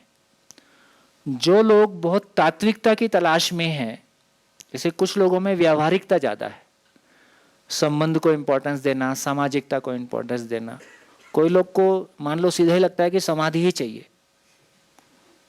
अब उस टाइप का आदमी दर्शन में आएगा तो वो पहले सहअस्तित्व को हिट करेगा। तात्विकता वाला व्यक्ति तात्विकता को पहले हिट करेगा, व्यावहारिकता वाला व्यक्ति न्याय को पहले हिट करेगा। तो जिसकी जैसी प्रायोरिटी है, हमने पहले भी कहा कि जिसकी चेतना का स्तर जैसा होगा वो उतना सुन पाता है, उतना बोल पाता है, उतना देख पाता है।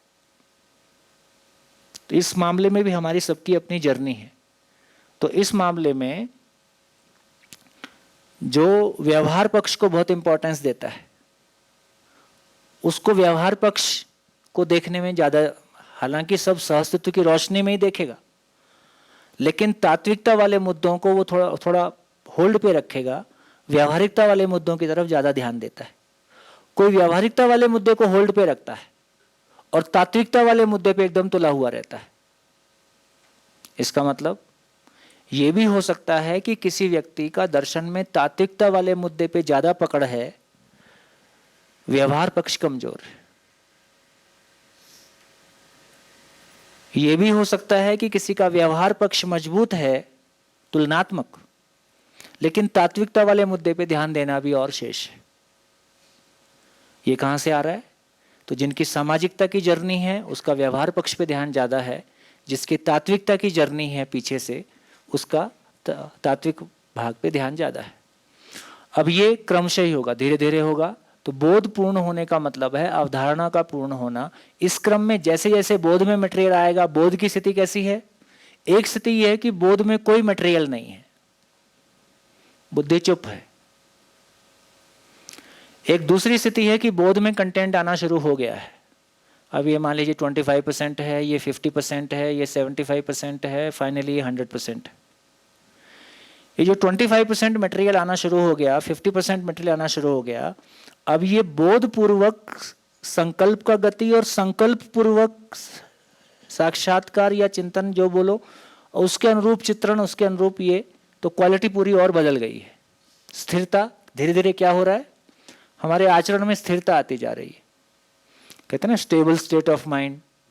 तो finally stable state of mind की जगह अभी की स्थिति में बोध बन रहा है। तो इस क्रम में फिर बोध से कुछ व्यक्त हो रहा है। अब बोध से जितना व्यक्त हो रहा है, बोध कितना हुआ है कि नहीं हुआ है, लेकिन इसमें अधिमूल्यन होने की संभावना है। मेरे को पूरा समझ में आ गया है। तो बोध के लेवल पे अभी बोध पूरा नहीं हुआ है, लेकिन ये मान लेना कि बोध पूरा हो गया है। उस क्रम में जो अधिमूल्यन है, बेसिकली परंपरा में या दर्शन में इसको अहंकार बोल रहे हैं।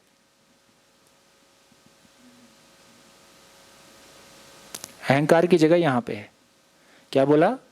बुद्धि में अहंकार, चित्त में अभिमान, वृत्ति में हट, क्या है?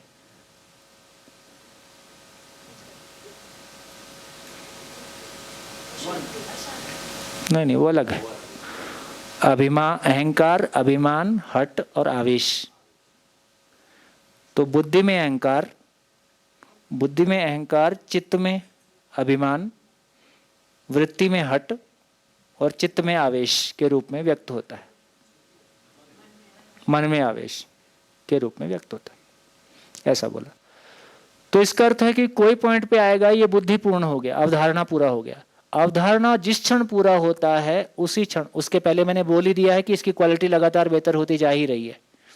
जिस क्षण ये अवधारणा पूरा हो गया उसी क्षण बुद्धि आत्मा को पहचान पाता है। तो बुद्धि का प्रत्यावर्तन आत्मा में होता है, उसी क्षण आत्मा का प्रत्यावर्तन व्यापक वस्तु में होता है। इसका नाम अनुभव है। अनुभव ही प्रामाणिकता के रूप में व्यक्त होता है। इसको ही प्रमाण के रूप में पहचाना गया। संकल्प को ही ऋतंबरा के रूप में पहचाना गया। तो जीवन में 5 शक्तियां, आशा की शक्ति, विचार की शक्ति, इच्छा की शक्ति, ऋतंबरा की शक्ति, प्रमाण की शक्ति। जीवन में 5 बल, मनोबल, वृत्ति बल, चित्त बल, बुद्धि बल, आत्मबल, और जीवन में 10 क्रिया। धन्यवाद, नमस्कार।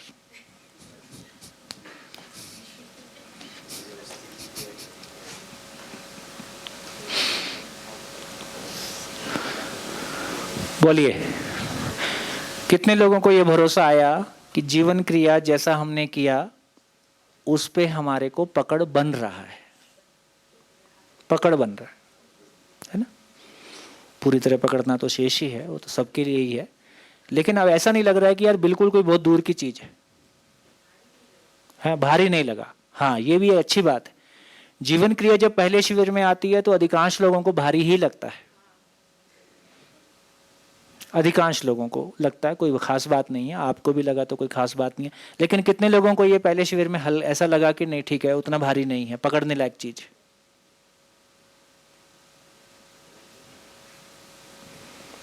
गुड।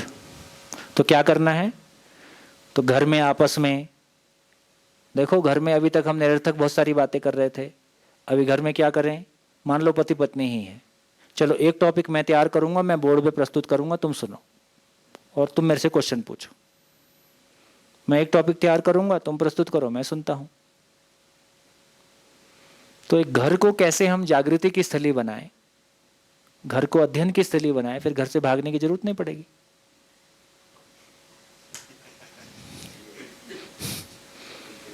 या तो शॉपिंग के लिए गए या कुछ और, जो कुछ भी हुआ, घर से तो है खर्चा, बहुत सारा अनावश्यक पैसे का खर्चा। मेरे को लगता है उतना बड़ा नुकसान नहीं है। एक शरीर यात्रा की जो कीमत है, उस शरीर यात्रा में जो हम पा सकते थे, उससे हम चूक गए, वो ज्यादा बड़ा नुकसान है। हाँ, तो धीरे से मेरे को ऐसा लगता है कि फिर जिंदगी बहुत सारे मामले में बहुत स्मूथ हो जाता है।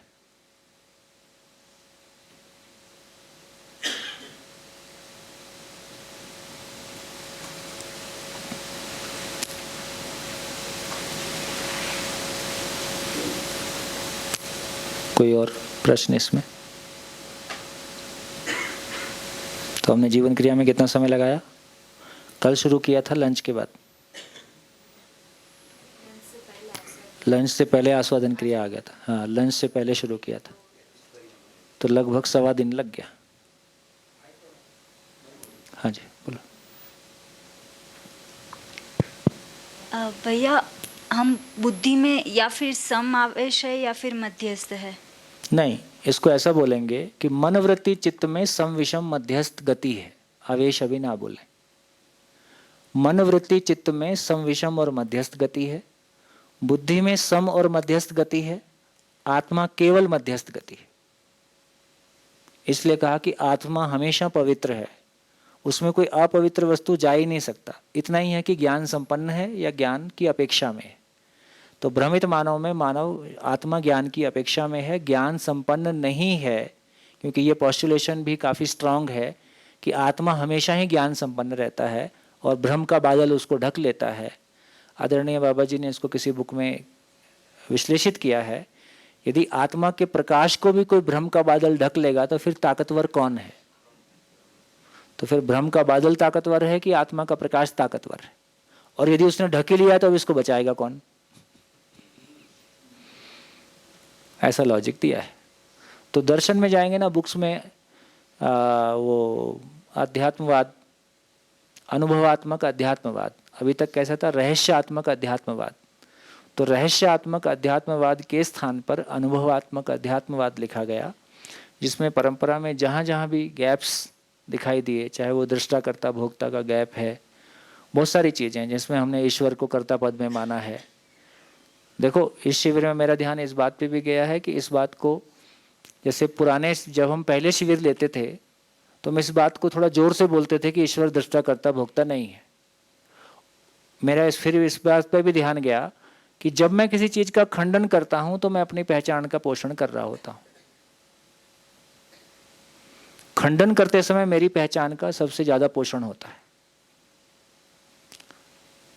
तो इसका मतलब है कि जब मैं स्वयं में विश्वास के साथ होता हूं तो नहीं है को जोर से बोलता हूं, जब मैं भावपूर्ण होता हूं तो है को जोर से बोलता हूं। ये गलतियां हमने की हैं। इससे मैसेज क्या गया कि दर्शन में ना ईश्वर को नहीं मानते। इससे मैसेज ऐसा गया, जबकि सच्चाई क्या है? ईश्वर सब कुछ करता है या ईश्वर में होने मात्र से सब कुछ होता है? करना ज्यादा बड़ी महिमा है कि होने मात्र से होना ज्यादा बड़ी महिमा है? तो ज्यादा बड़ी महिमा हो गई। तो ईश्वर सबको चलाता है कि ईश्वर में सब कुछ चलता है? ईश्वर सबको नियंत्रित होता है कि ईश्वर में होने मात्र से सब नियंत्रण है? एक ऐसी महिमा जिसमें होने मात्र से सब नियंत्रित है। तो ईश्वर किसी को चलाता नहीं, ईश्वर किसी को बचाता नहीं, ईश्वर किसी को बनाता नहीं, ईश्वर किसी को मिटाता नहीं। ऐसी महिमा जिसमें होने मात्र से सब होता है, ये ज़्यादा बड़ी महिमा है और हमारी क्लैरिटी ज़्यादा बनती है। हम ईसावास्यम में बैठे हैं, कण कण में ईश्वर है, ये ईसावास्य उपनिषद का मैंने सुना है ना, मेरा पढ़ा हुआ कुछ नहीं। कण कण में ईश्वर जब कह रहे हैं तो कण के बाहर क्या है, तो खंडित हो गया क्या? तो कण कण में ईश्वर है और ईश्वर में कण कण है। ईश्वर अखंड है, असीम है, क्रिया शून्यता का महिमा अद्भुत है। क्रिया शून्यता का महिमा, क्रिया शून्यता है उसका ही एक, उसी को ही हम एक रूप में असीमता कह रहे हैं, क्योंकि क्रिया है तो उसको सीमित होना पड़ेगा। क्रिया शून्यता ही वो चीज है जो अखंडता है, क्योंकि खंडित हो गया तो क्रिया हो गया। तो क्रिया शून्य ही अखंडता है, क्रिया शून्य ही पूर्णता है, क्रिया शून्य ही असीमता है, क्रिया शून्य ही अजन्मा है, क्रिया शून्य ही अनादि है, क्रिया शून्य ही अप्रभावित होना है, क्रिया शून्यता ही अद्वितीय होना है।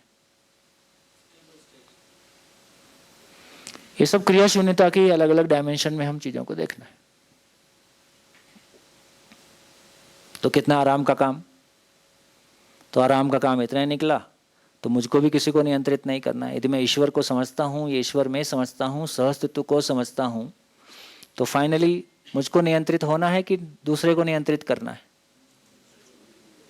दूसरा नियंत्रित नहीं है तो उसको मित्रता पूर्वक बता सकते हैं कि देखो भाई नियंत्रित नहीं हो। लेकिन नियंत्रित होना अपने आप में बहुत बड़ी ताकत है। तो मुझको नियंत्रित होना है, मुझको स्वानुशासित होना है, मुझको चलना है, स्वयं में व्यवस्था में भागीदारी के स्वरूप को पहचानना है, दूसरे के साथ उपयोगिता पूरकता को पहचानना है, सकारात्मकता को विस्तार देना है, इतना देना है कि तमाम नेगेटिविटी उसमें विलय हो जाए।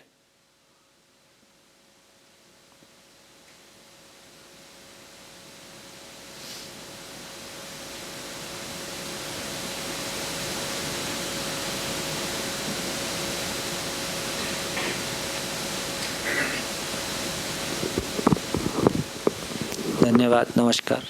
फिर मिलेंगे ब्रेक के बाद।